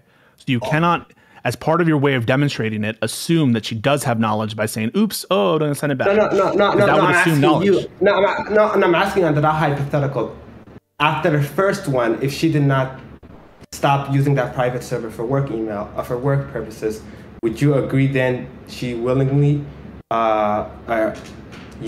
mishandle classified information? If she had knowledge of classified information being on her server, then she kept doing it, then yes, it would be willful, right? Willful mishandling. Okay. That's what we're arguing about, is whether she had knowledge of it. Okay, that's fair. Okay, so the fact that she has a server at all, you think that's really good proof that she knew that there was classified information there? I think there's a difference in, I guess, in proving it, but I think if she has a private server and she's the head of the State Department and you know the information that you're receiving is. No, she doesn't. That's the thing that you're trying to prove. I know, but for example, if I see information that says, "Hey, there might be a potential strike in Iran," I'm gonna probably assume that's kind of sensitive information. Like I would assume she would know that sensitive information if she reads it and acknowledges it. Okay, so the information itself, the content of the information itself, should have put her on notice that it was classified. And therefore she had knowledge of it because of the content of it.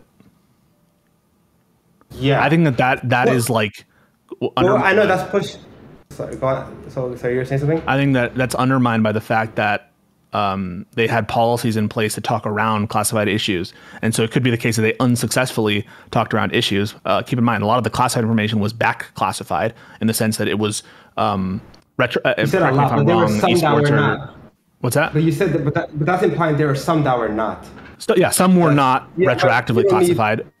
Some were not retroactively classified, but it could be the case that they're reasonably trying to talk around the classification aspect to it, as was their stated policy, but that they just failed at that. In which case, they think that they're sending what's purporting to be declassified or not classified information, but they're just failing at that. And I don't think that is either way, right? The quantum of proof that we're talking about here, at least you must give me this.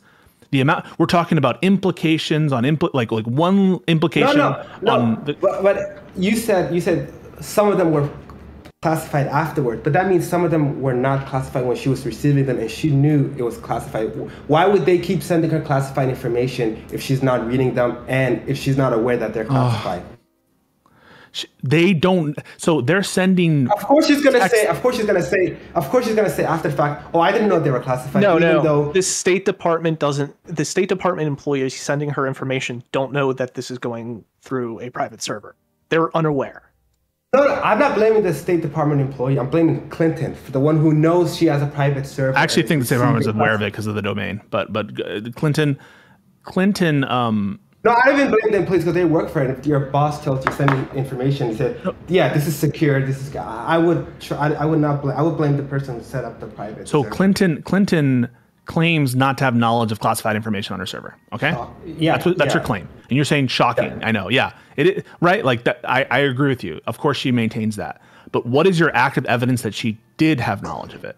Because the burden of proof beyond a reasonable doubt is on the person alleging it. Right? Have right now, the fact that she had the server at all implies that she knew that there was classified information on the server. And the fact that the emails, were about sensitive topics relating to foreign countries, that therefore she had knowledge that the information was classified. Not quite the same as what we have on Trump, right? Very, very different. I agree Trump should be in trouble for that. Would you agree that Trump's shit is way more obvious evidence of knowledge and intent? How are these guys still going? Yes? Okay, then there's no double standard. I agree it's worse, but I think... Way worse. Way worse. In terms of how much information and knowledge we have and evidence that pertains to Trump's knowledge of classification is way higher than what you're just talking about just now. Fair? Can I ask a simple question on that for Lesshouses? Do you think there was ever any evidence? Did anybody ever accuse Hilary, for instance, of showing classified material to people that weren't supposed to see it? No. Okay, and you acknowledge, if we assume the indictments are true, that is something that Trump did multiple times. If it's true, it's true, right? Yeah, it's just like it's way worse. Like you could. I'm not telling you that you can't make a case that there's some chance that Clinton was aware of that. No, my point. I forgot it. Yeah, my point was you're saying she doesn't know it was classified, right? But if you were to receive one classified information, you keep receiving it multiple times. How she has no. Why are you assuming that she knows the first time that she's getting classified information? Was any of the information she received? Did any of them not have classified marking on them? 3 emails. On the chain of the emails had I believe C's in brackets, and that is usually used to communicate classification. So there's, I think, 3 emails, but none of them. Also, my understanding too, if you go back and read, I want to say about half of the classified material. Somebody can go bring up the exact numbers, but I think half the classified material that was on that server was retroactively classified too, which that's not illegal. You can retroactively classify stuff, but it wasn't even classified at the time of sending. Yeah, you're absolutely right. I just want to say that you just admitted, and I think that you agreed, that the evidence of Trump's knowledge and intent is way, or you tell me if I'm mischaracterizing your opinion, is way stronger than, orders of magnitude stronger than what exists for Hillary Clinton's knowledge and intent. Well, Bro, we have fucking recordings of him saying that parts of this are classified, that it's secret. Oh, I agree that that's bad, but I'm saying every single one of those folders has SCI, like, or sorry, not all of them have it, but there's like dozens and dozens of folders that have SCI on it, top secret on it, right? That's not true of the Clinton case. You have like in a bunch of emails and some like text, there's C's. No, my concern is that someone is creating their own servers to get bypassed the state. Okay, then you have a problem with her. Yeah, she was cavalier. The question is, did she commit this crime, and is there a double standard? And the answer is, there's so much more evidence of Trump's intentionality and willfulness. No, I think the intention of creating your own server is like pretty bad. I'm not sure. I haven't read the whole Trump thing, but I'm pretty sure that is pretty bad. You can say that if you want to too, but keep in mind, and this is a big problem I run into a lot, there's a difference between something being pretty bad versus like, was this against the law? Canute, your shit is so staticky right now. What are you doing? I don't know. Well, I'll change the... Be right back. Okay, because when you say something's like pretty bad, like I think Trump making fun of that one disabled reporter was pretty bad, but it's not illegal. Yeah, but creating your own server when you can have your own emails from the State Department, which is more secure, I feel like that's a weird reason to do. You can say it's weird. Reason to do it? I think the weird is just... What other reason would you... Because it was more convenient. Jesus. Even did Obama have his own private server? He's like, oh, he was more. No. Is it that? Yeah, but hang on, like, just real quick, you're not supposed to be like emailing those on like internet-facing domains. You're not supposed to be emailing SCI information anyway. I have a question. What's more convenient, using the State Department given email, which is much secure?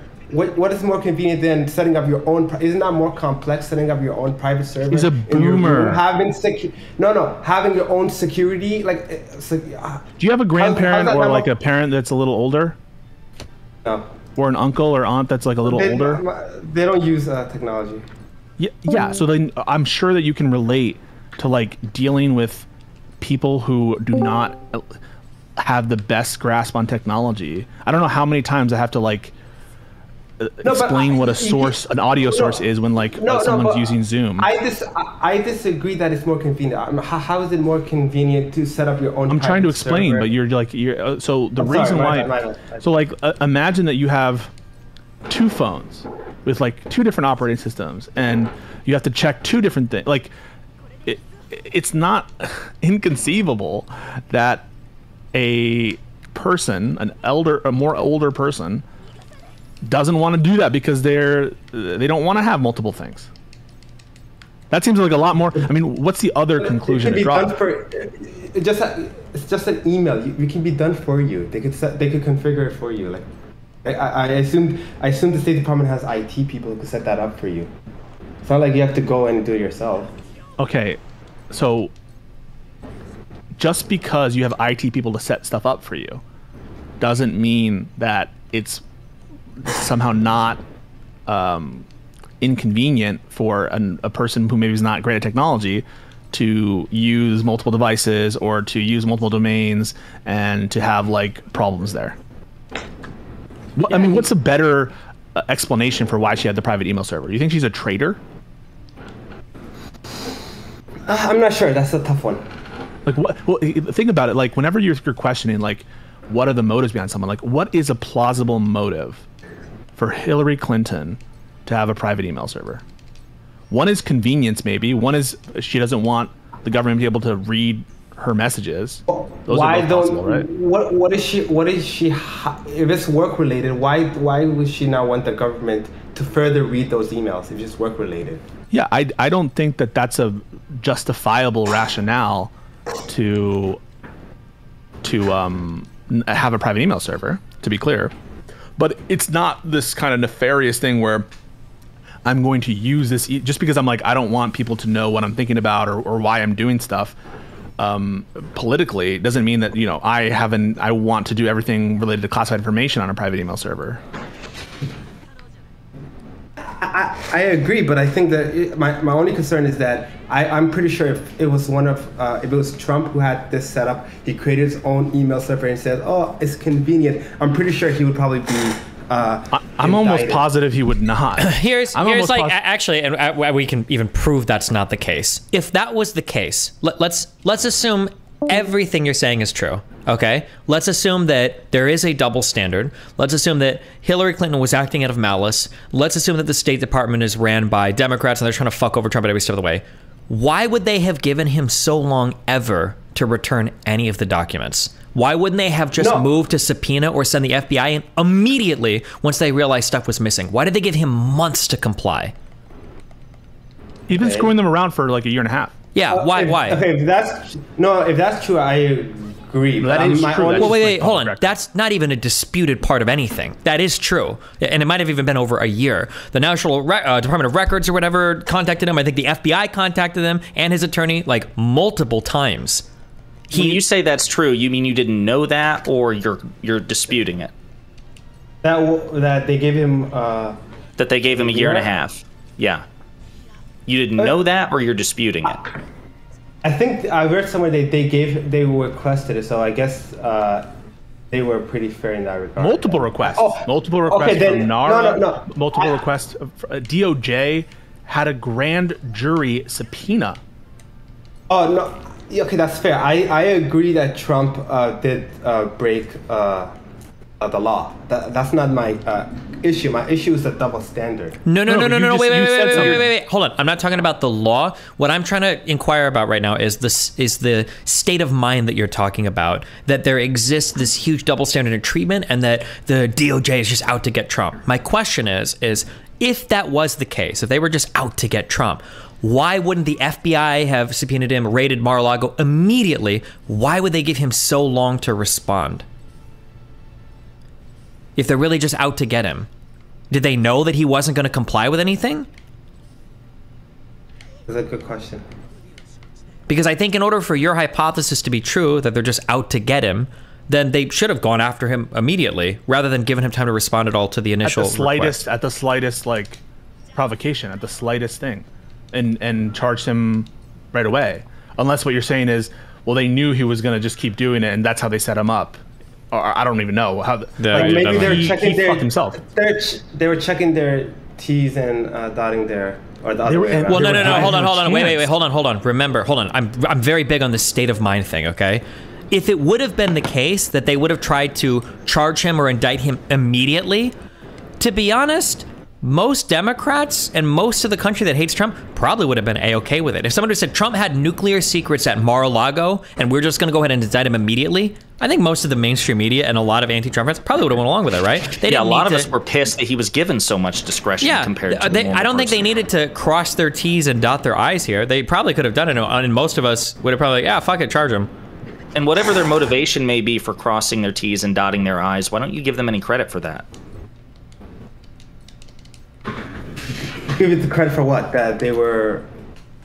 Have they conducted themselves in this investigation in any way that you have a fault with? Oh no, I have no problem with this. Actually, I would personally hope that Trump gets arrested, and not be able to run. I have no problem. So you just disagree with Comey? Yeah. I think it was a double standard.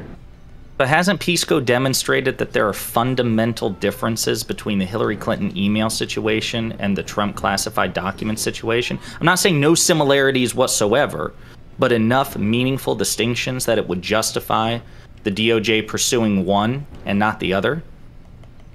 Hasn't he demonstrated that over the past 45 minutes? Not really. Damn. Comster well, okay, so I guess we'll rest on this distinction, and you can disagree with it if you want. The distinction is the amount of evidence of Trump's willfulness is off the charts.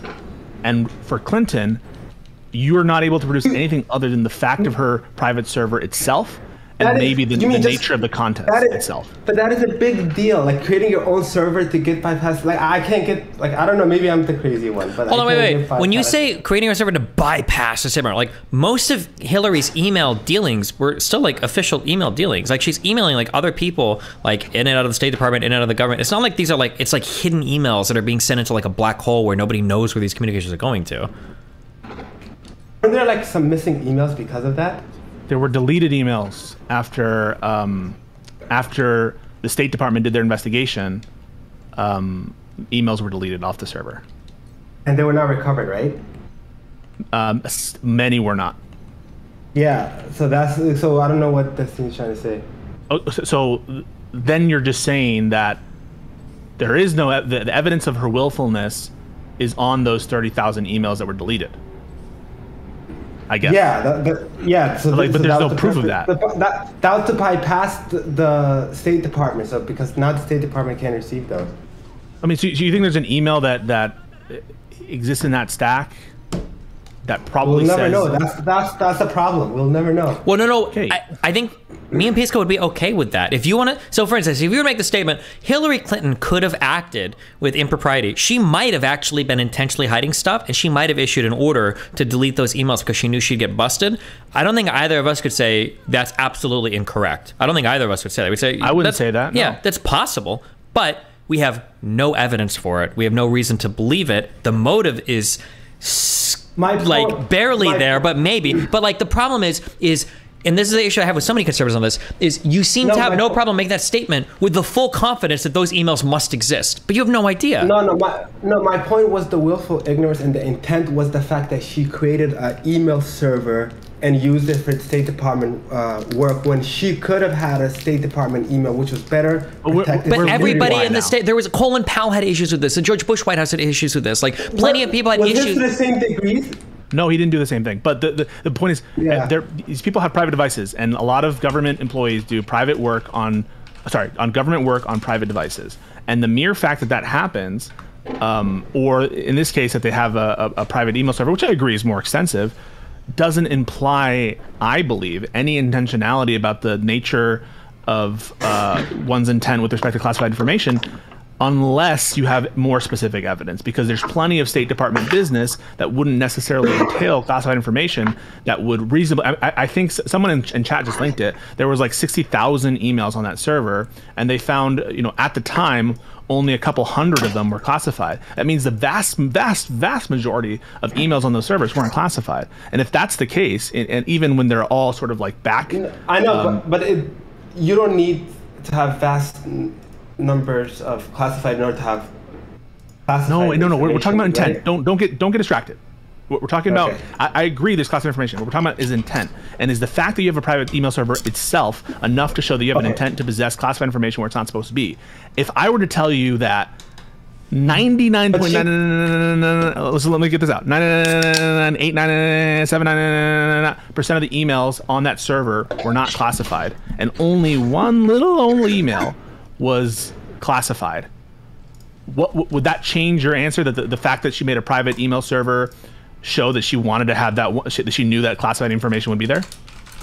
Yes, it would change it, and if none of the other emails were deleted. Okay, so assuming just for the set of emails that we know about, right? The 30,000 or so emails that were not deleted. Fair? Roughly half of them were deleted. For those emails, no emails were deleted and only one of them was classified, I would say Give the girl a chance because it's an honest mistake. But no, stop. You're saying that time equals 0. At the time the server is designed and we know about the server, we already know that she has the intent to have classified information there. You feel me? Yeah. If the maintenance of a private email server enough is to show intent to have classified information there, then it doesn't matter at time equals 2 how much classified information is on there. What matters is at the moment that the server is made, you might as well arrest her for attempt. Wasn't the idea that it has to be she has to have mishandled classified information and it has to be willful ignorance? And my point was the willful ignorance was the fact that she set up her own private. What is this? Yes, competition is good, but you know, defaulting to I don't like what you did, I'm gonna move to Kick or I'm gonna move to YouTube or whatever. You know, just fucking move. Yes. You know, I do agree with the whole posturing thing. Like, I don't believe that either. What is he watching? But I'd say just fucking move. If you really believe that strongly about it, just move. True. I've been pretty straightforward. Yo, I'm gonna bitch about this, but I'm gonna still stream on Twitch. There's like no, as clear as I can make it. The email server. Yes, competition is good. Yeah, and I'm telling you, does it make sense to you that just having a private email server implies an intent to have classified information on that email server? Does that make sense to you?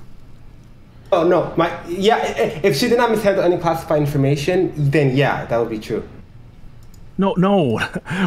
When was the intent to maintain classified information formed for Clinton?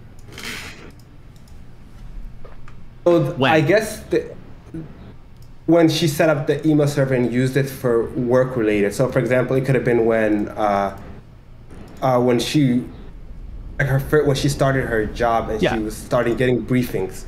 And getting email memos. So, does that make sense to you? Yeah. I think like the question would be, if that was indeed her intent, or again, we're trying to imagine another world, another state of mind. Well, I guess this is the one you think actually did exist. Then of the hundreds or the tens of thousands of emails that were sent, one, why were so few classified? Because if that was the intent, was to like circumvent the State Department stuff to talk about classified stuff, why wouldn't the vast majority of them be about that and then do all of our normal work on the State Department servers? That'd be way smarter, right? Number one.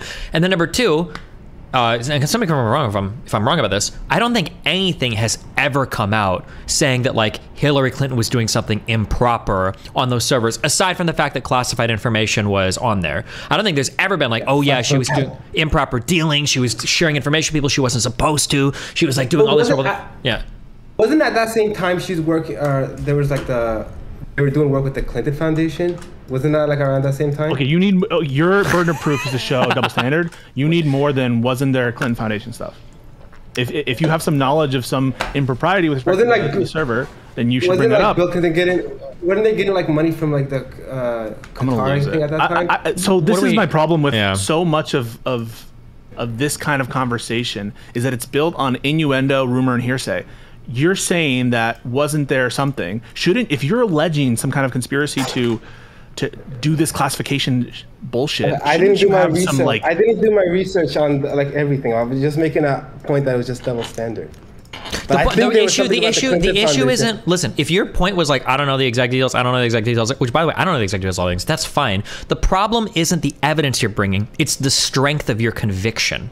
You seem to be, with high conviction, claiming that there is absolutely a double standard because Hillary Clinton absolutely engaged in all these horrible behaviors, but it's like, okay, well, if your conviction is that strong, then surely something must exist in your mind to justify those convictions. And I think what exists in your mind, not to be mean, but I think it's that like you saw like a Tim Pool tweet or a Trump Truth Social statement, and that's like it. I do not like Tim Pool. Sure, okay, but like because it seems like there's like if somebody says like let's say somebody comes to me like I fucking hate John, he's the worst motherfucker in the world, and you're like, damn, what did John do?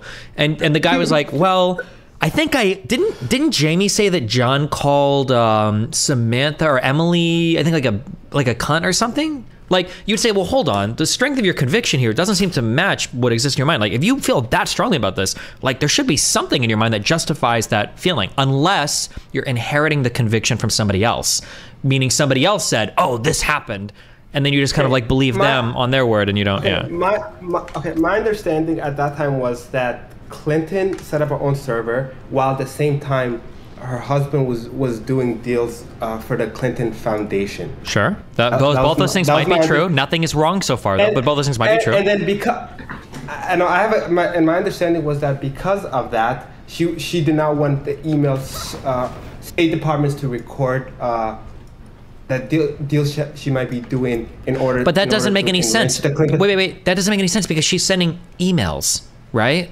That if you wanted to conduct a legal business, emails to other people would be the worst way to do it. These are huge email chains that are being shipped to tons of people. You would do these dealings either in person or you would do it on like a private email address that's not linked to you.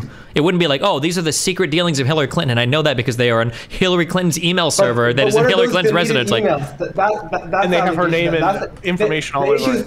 The issues, there were like 30,000 emails that were deleted. Sure, but now their claim was that it was what, like server maintenance or whatever? Oh, well, no. So this is, just give you a timetable. Mm-hmm.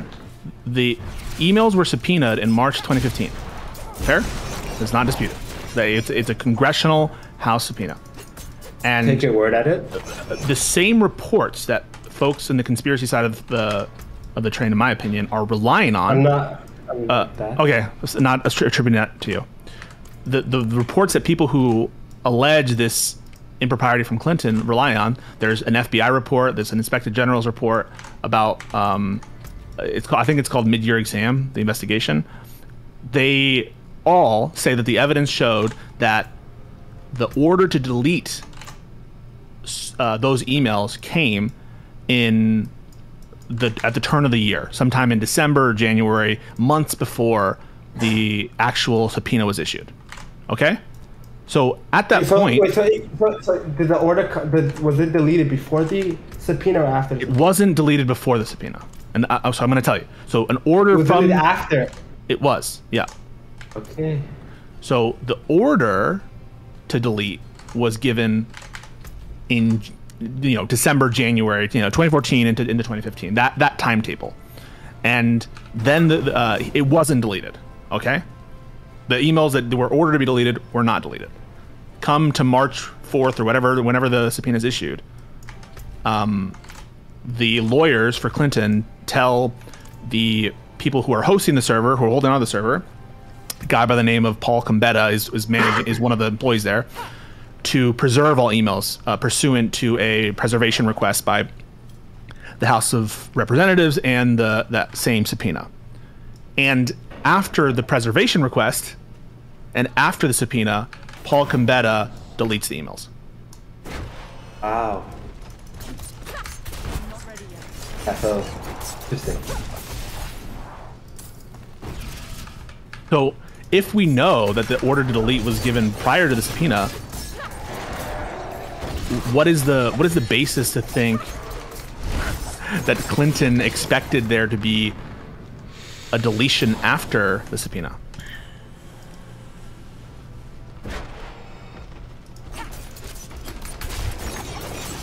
I'm not 100% sure. Yeah, I think, like, that's what I think. Like, it's ridiculous. Unless you think that among those... Did you say did you say that it was deleted after the subpoena was given? Yes, it was deleted after the subpoena.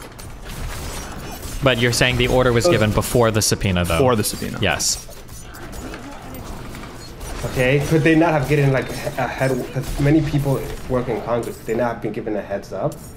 Like it's not like there are staffers who don't know each other in Congress. Didn't she think it had already been done, if I remember correctly?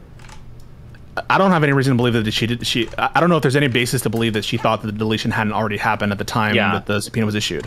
And so we have, you're asking, why didn't they just preserve it anyway before they were sent a preservation request?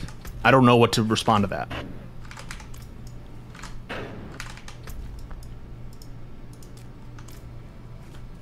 And again, for all of this, like, I think that, like, I think, again, like, it's okay to be like, there might have been something fishy going on, like, that is possible, but you just have to be honest about, like, the strength of the evidence you have of that, which is almost nothing right now, right? What do you mean there's nothing?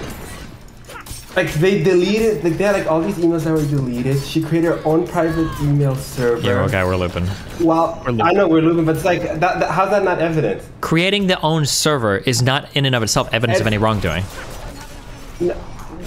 Of the classified information crime.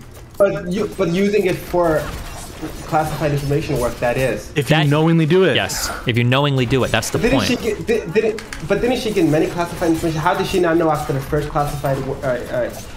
They didn't have markings on the emails. The emails are they're information. They appear to be like regular emails. So if there's not like an email that says, oh, this, and you would, if for example, if I see a random email that looks confidential, you do not say, oh, that's why am I getting this on my private email server? Well, how would it? What do you mean by looks confidential?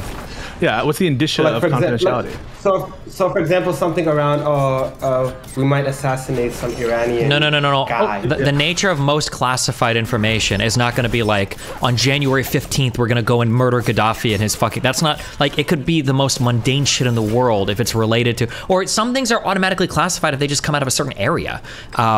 Classified information doesn't all look like a James Bond or... Like what it looked like for Trump's, which were like plans to invade... True! That was actually like, we're gonna go into Iran and fucking attack them. True, that is true, yeah. And if you have specific evidence of the... you know what I'll say to this?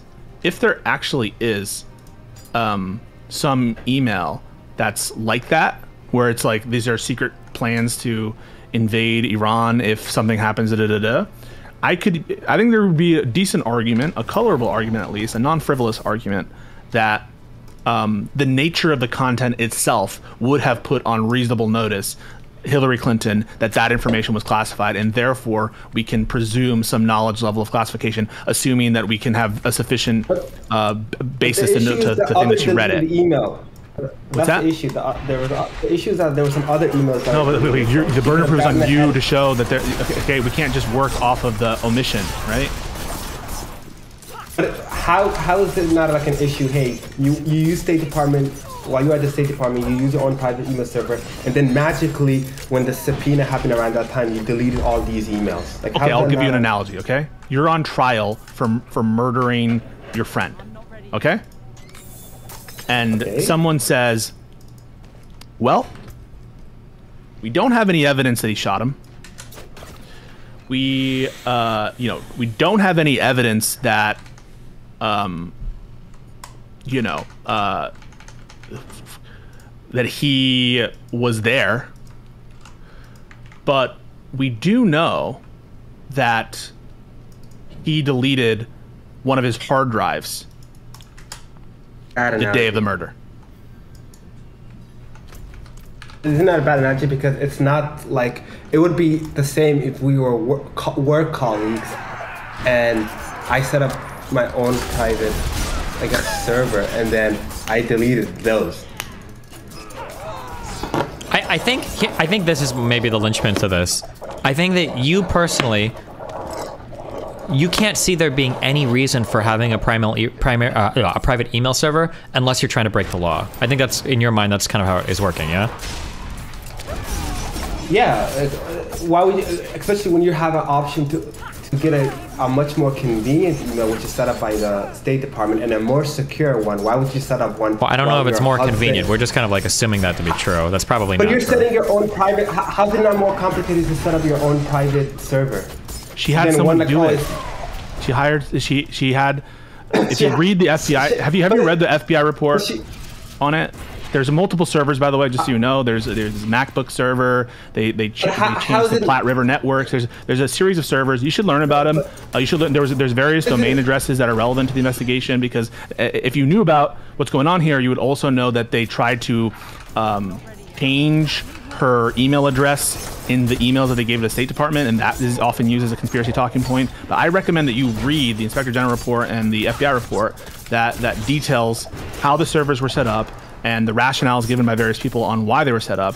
And it really does sound like someone who A, doesn't want to be inconvenienced, and B, might want to keep information free from like FOIA requests and stuff like that can be used to politically harm her. Isn't it more convenient to just get, because you don't have to hire your own person. The State Department already comes to you. You already work there. It's not that hard to use someone at the State Department. How's that not easier? Are you okay, Pisco? No, I'm wasting my time. Remember, this guy was shit talking you hardcore in chat before he came in too. Remember that. Don't lose that angle. Wait. So Pisco, before we remind you, you got. I missed it. I can't play boss. I have to go. I can't play boss. I forgot why he called me. I can't even play boss. I'm not sure why he called me. Because you said that you were willing to defend what Trump did, but you weren't willing to defend that. I thought it was about the Clinton double standard. Would anybody be willing to defend what Trump actually did without reference to the double standard? And you're like, yes, I will. I don't think you said it was without reference to the double standard. You haven't demonstrated that there is a double standard. Pisco mentioned all these multiple substantive differences, as well as the fact that we have record of Trump knowingly, flagrantly violating the law. We don't have that for Clinton, where she's talking about the classified emails in her possession and showing them off to people. And you still say there's a double standard. That's where I'm kind of thrown. What is a double standard to you? Yeah, or the question of, like, why did they even bother, like, requesting the documents in the first place? Why didn't they just lead with a really aggressive subpoena and then followed up with an FBI raid in, like, 8 weeks? Like, yeah, and you say they did it to cross their T's and dot their I's, but, like... If they're doing that, that means there is no impropriety, because they're crossing their T's and dotting their I's. That means they're doing exactly what they're supposed to do. It doesn't matter what their motivation is. Oh, they're just trying to be extra careful so that when they nail him, they close off, they preempt any challenges. It doesn't matter. They gave him due process.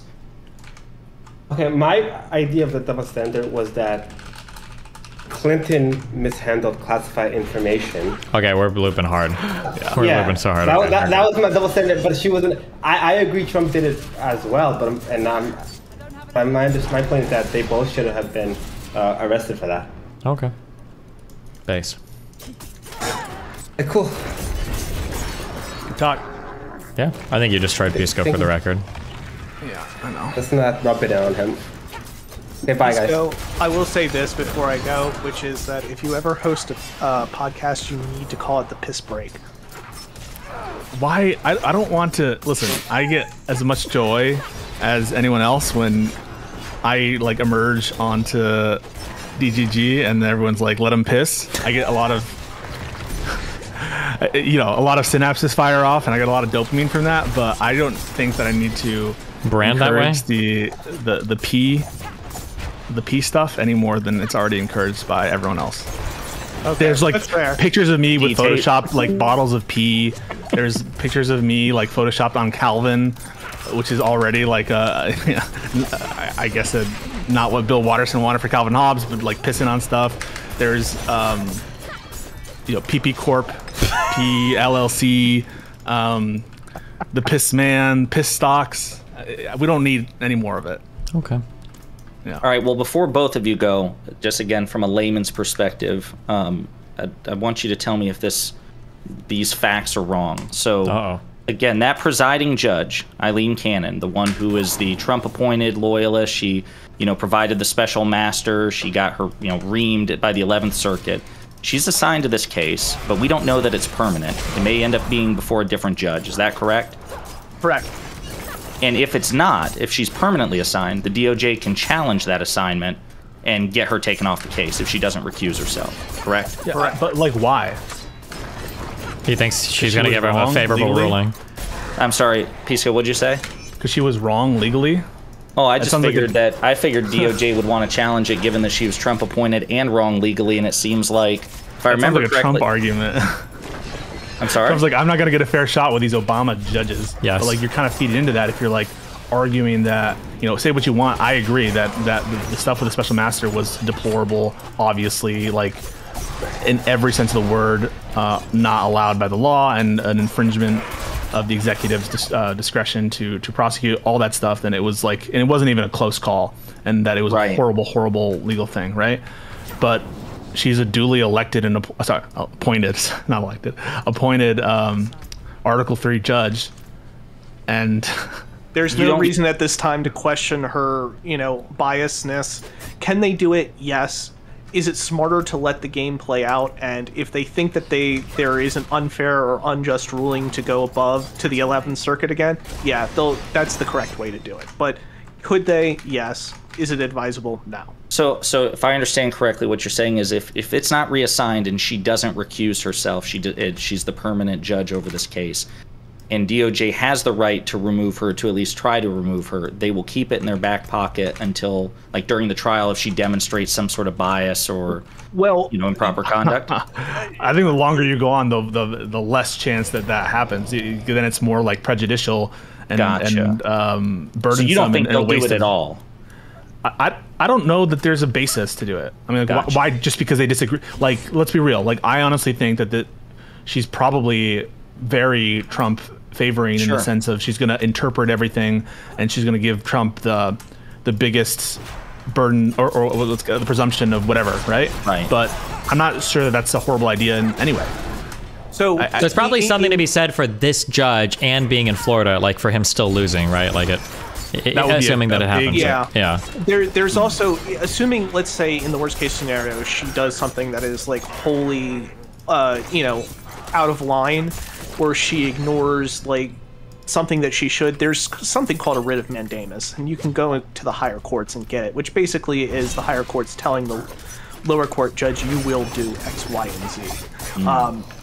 And it is an extreme measure by trial standards, but it exists for that reason, is to sit there and say, like, if a judge ignored controlling judicial rulings or something like that, or just ignored the application of a statute or something like that, that's where I don't think for the writ of mandamus, I don't think they would let you do that on a grand jury case. Yeah, they would. But, I totally made that up. I'm sorry. It won't be. You said that with such conviction. I was like, oh, holy shit! All right. I was just testing EsportsBatman.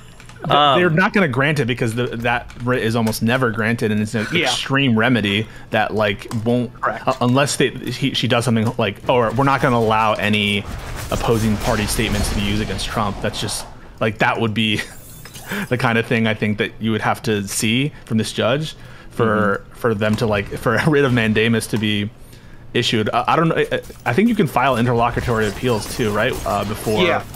And one of the things that the writ of mandamus exists for is to preserve the right of interlocutory appearance. Yeah. So, in case the judge decides to forego an interlocutory appeal and not give the requesting party the opportunity to go through with an interlocutory appeal.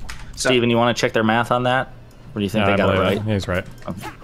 As far as the venue is concerned, now, so my understanding too is that isn't DOJ is obligated to file the indictments wherever the crime was committed, but wouldn't that have also been Washington?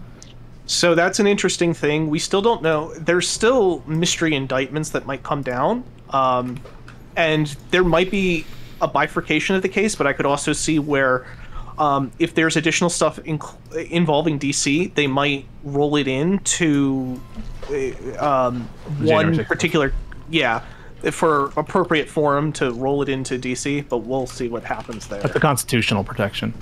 Do you think that there's any possibility that, I guess to Pisco's point earlier, that Jack Smith is almost trying to steelman Trump in this position? Like, if he has discretion to file in DC versus Miami, he's going to file. I think he's trying to avoid any. If you give these appellate judges, I'm sorry to say, I respect the federal bench and all that, but if you give certain circuits and certain Supreme Court justices any basis to get him off procedurally or constitutionally, you just don't want to. Well, that's what I mean. Like that. Like if he's given a choice, like DC, you imagine would be much more sympathetic to Jack Smith than Trump, but Florida not so much. So that Jack Smith would file in Florida to give Trump the best, kind of like what you said about not pursuing a situation where you try to get Judge Cannon thrown off the case simply because she's a Trump appointee. That you want to, almost give Trump the best defense possible. I think you're trying to preserve any conviction you get, right? The worst possible situation is you get a conviction. I don't know. Trump gets in office. Alito, Thomas, both retire. You give him 2 additional Supreme Court picks or whatever. And if it's an election year, the Republicans won't fill a vacancy. Remember, so we'll probably be fine. Yeah. Good luck with that. But but that's like, you know, I don't think that you want to mess around with any possible appellate. Like, I think that EsportsBatman's notion that this would go to the Supreme Court and like be decided in a full opinion is ludicrous, because I don't see a viable legal question. Oh, I don't. Again, to clarify, I don't expect it to be like a viable legal challenge, but I expect him, because of the way that he operates, to oh yeah, he'll try to appeal it. Yeah, okay, yeah, he'll appeal a conviction to the ends of the earth. Yeah, no and shit. Whether or not it gets taken up on political grounds, we'll see. But there's also, I could see where the court takes it just to set a hard, fast line precedent and rule as to when and where a president can be criminally indicted. Just to sit there and say former presidents are not above the law. Current that's not president, before them, though. That's not before them. That would be an advisory opinion. Because the Supreme Court necessarily cares all about what's necessarily before. You think that they would decide whether or not? I think they generally do, don't they?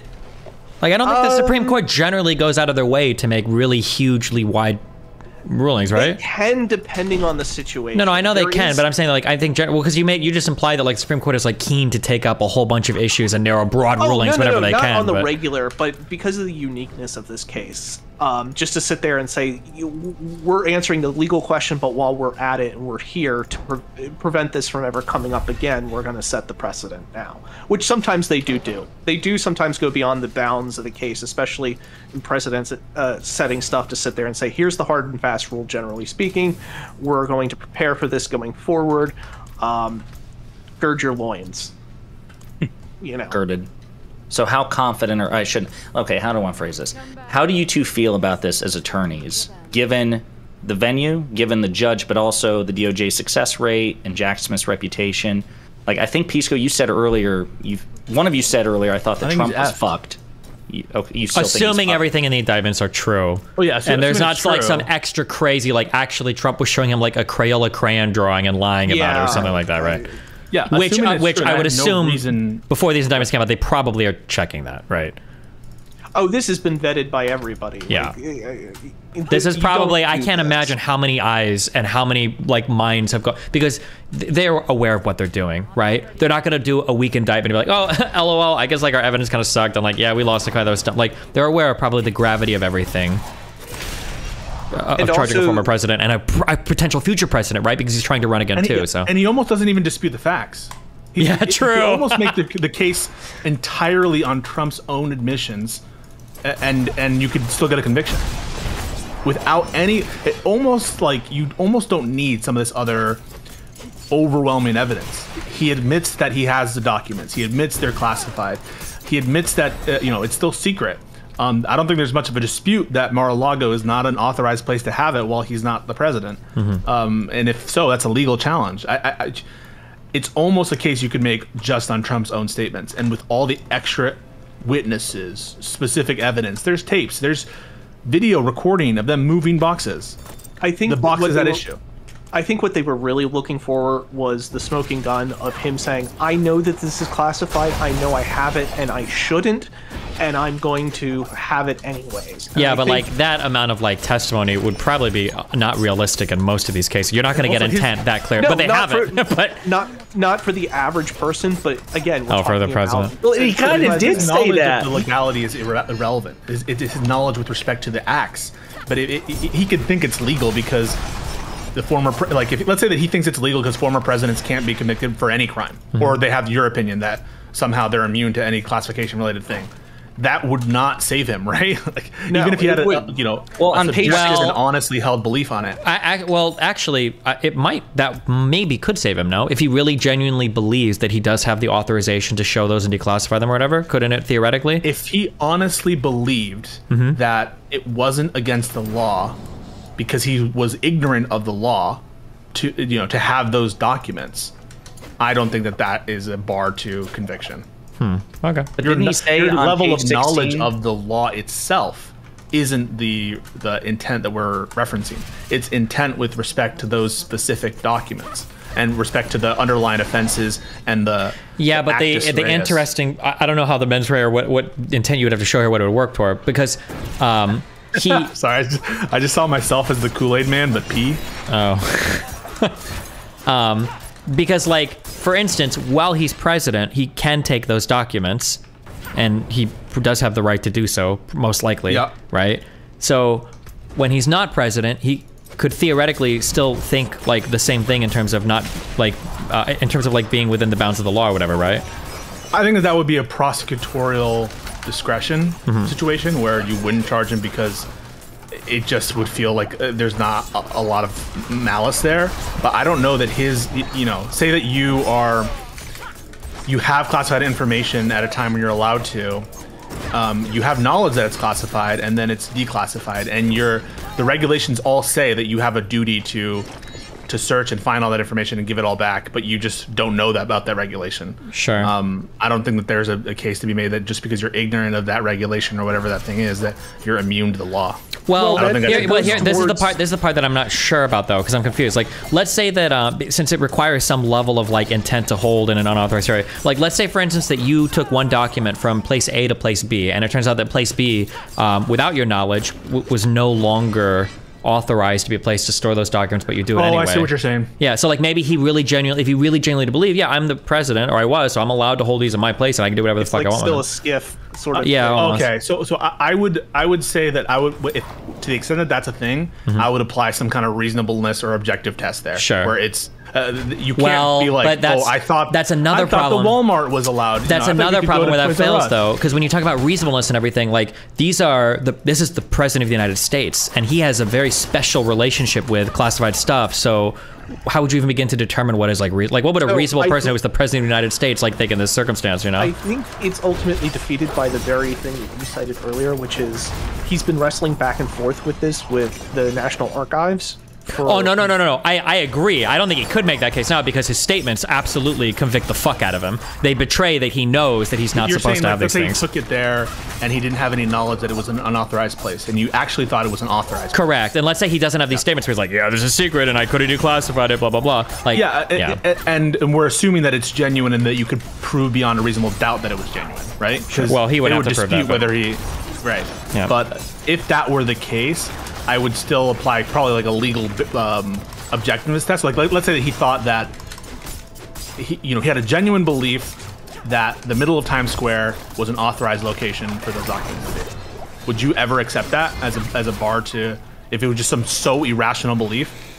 Not even if we knew it was a genuine belief, we're not gonna. No. Obviously, there would be some things that would be so irrational that That's I think you probably have a point in terms of if you have a very genuine belief that you're authorized to do it, then that's probably a decent argument on willfulness and that kind of thing. But given the record in this case, the constant communications from NARA, the subpoena, everything that's happening, it's just beyond the pale. To say nothing of the fact that we have evidence that he knew what the proper procedure was, because again, I think I mentioned this to Steven like 2 days ago. We have records that on his very last day, he was issuing executive orders left, right, and center, including one to declassify information pertaining to Crossfire Hurricane. Right. He filed it with the Federal Register. Yeah. So he knew, and so did his Chief of Staff, Mark Meadows, what the exact proper protocol was. Yeah. Damn. All right, folks. What do you think? Well, hold on. Now I'm curious. I'm sorry. So moving past politically, what does this look like for Trump, DeSantis, Pence? Like, DeSantis did exactly what I told you he would do yesterday. He issued a statement basically giving tepid support for Trump, saying, listen, this is a weaponization of the Department of Justice, blah, blah. Like, he just totally cucked.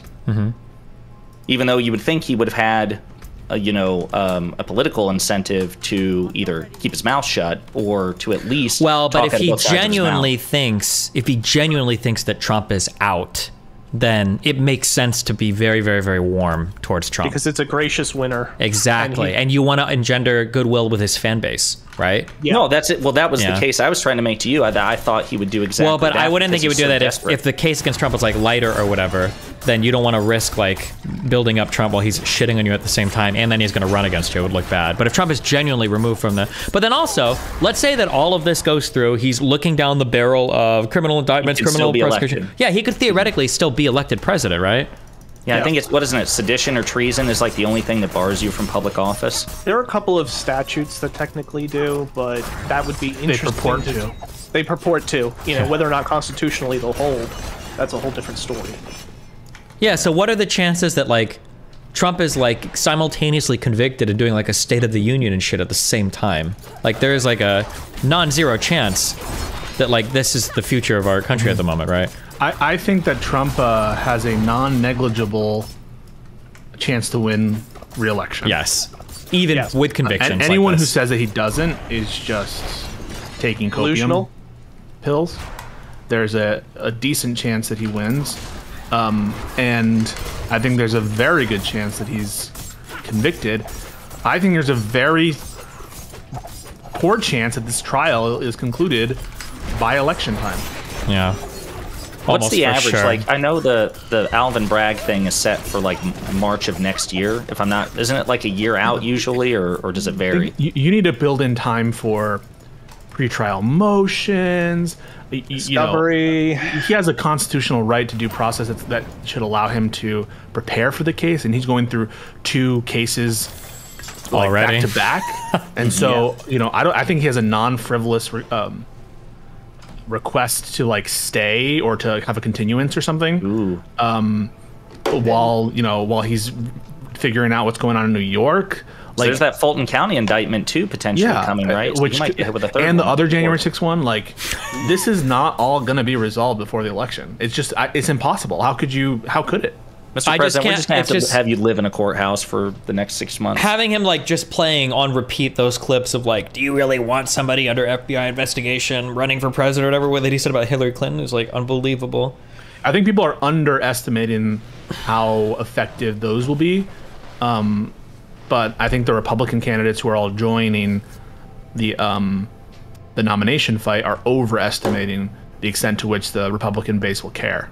Sure, because if you're a Trump fan, you already have zero. Yeah, you don't care about the FBI or any of these deep state swamp organizations. Like, you're not going to give a fuck.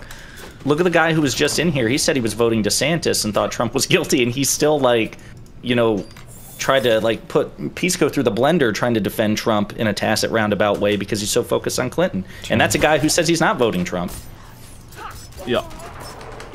And then you're going to have the issue of people being upset with Joe Biden for every little thing too. And not to mention the Republican field absent Trump does not look appetizing at all. Like, there's nobody that, maybe DeSantis, but he's a charisma black hole. So what do you do?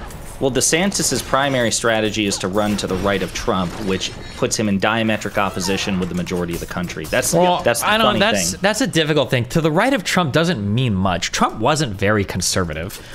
He was super populist. I would say he's pretty fascist, but he wasn't very like tradition. He wasn't a neocon. He didn't come out of the Tea Party. Like, it was kind of almost in some ways business as usual, and then in other ways, like for instance, like tax cuts, right? And then in other ways, like more populist, like, you know, fuck immigration or whatever. But he wasn't like a traditional like far right.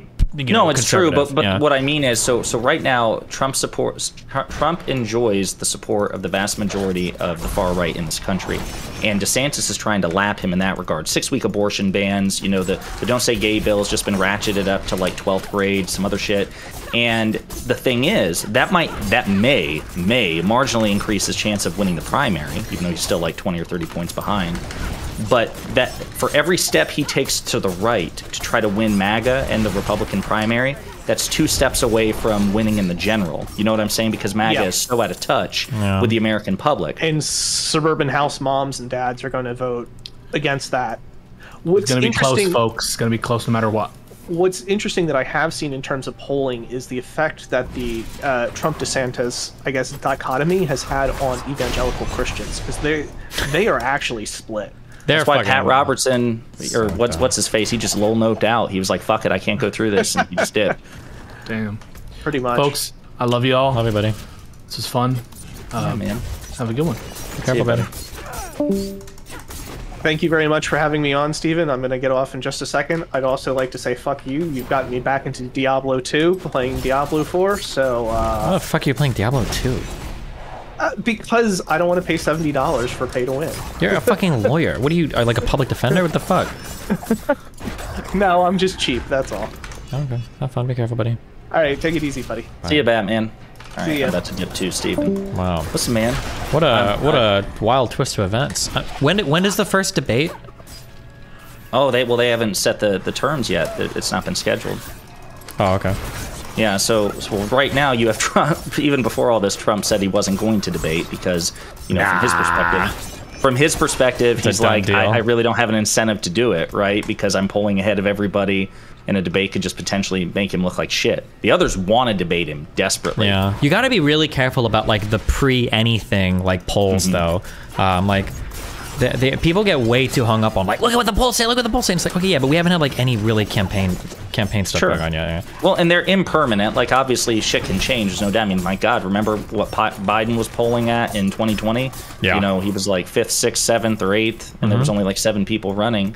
So obviously things can change, but right now he doesn't see much of an incentive in debating, and I don't blame him. Sure. Because honestly, truth be told, he's a shit debater, right? I mean, he's boisterous, he's very loud, but in terms of like making, I would agree with you from like an objective debate, whatever destiny evaluation point of view. Oh God, but he performs well in debates. Like people like to see him like shit on people and go crazy and all that. Like, yeah, I suppose if we're just talking about the performative element where you're loud, boisterous, and entertaining, yes, obviously he's much better. But again, I just don't think that he has much of an incentive there. Now, somebody like Chris Christie, who can be very combative and has a good sense of humor, he's probably chafing at the opportunity. I don't know about DeSantis actually, because I don't know. I don't know if DeSantis has said one way or another. I think he has tacitly said, I hope everybody participates in the debate because debate is good. But personally, I wonder if he wants to throw down with Trump for the exact reasons you just said. Because he's smarter, you know, and you've made this case before. He's smarter than Trump. He's a more polished, you know, politician. He certainly knows more about policy and shit like that than Trump does. But we saw with Hillary Clinton and Donald Trump that really doesn't fucking matter, right? Sure. So okay, now having said all this and having read through the file, how do you feel about it now? Was it stronger than you thought it was going to be? It looks pretty solid. I'm glad, because I'm getting tired of all these like, oh, what about blah, blah, blah, and then it's like nothing, so. Do you expect that from, again, whatever right-wing commentators you have contact with these days, that they're going to try to challenge you on this or try to bait you into it? Yeah, there's going to be, it's always the same, like, deep throating for Trump, but it's going to be way harder this time. These indictments are pretty wild, assuming they're true. How do you feel about the fact, so, you know, I know you, I don't want to say you've been I don't want to say an apologist for Ben Shapiro, but you've given him the benefit of the doubt for the past few months. I'm not kidding anybody. I just don't think he's as far right as people saying. It let me triggers finish the fucking sentence, man. Yeah, would you please let me finish? That's what I said. I'm not saying that. I'm not saying that you're an apologist, but you've given him the benefit of the doubt and I'm saying benefit of the doubt on what? That he's not nuts, and I'm saying understandably so, because he seems to, in certain respects, have moderated his rhetoric over time. I think I've told you his Lex Friedman interview was superb, even though I still disagree with him on virtually everything. Okay. And he has demonstrated that he is a DeSantis simp. Like he's openly pulling for DeSantis, but he also thinks that these charges represent a gross weaponization of the Department of Justice. So my question to you is, even with people who aren't inclined to, what would you say, deep throat Trump or whatever, do you imagine that there are going to be any? I would have to see Ben Shapiro actually talking about it. That's what I would have to say, to see what he actually said. Gotcha. Well, he's tweeted about it, so you may want to check out his Twitter. But do you expect that there will be any prominent conservatives, either in the Republican Party, other than Mitt Romney, because Mitt Romney issued a statement where he's, said, haha, got him. But outside of Mitt Romney, do you expect like any major Republican or conservative thought leaders to basically support this indictment, or do you think I have no idea? Well, I think everybody's still waiting to see how popular Trump is going to be. Gotcha. Okay. All right, buddy. Well, listen, it's good chatting with you. Hope you have a great rest of the night. Have fun, big babe. I see you, buddy. Bye.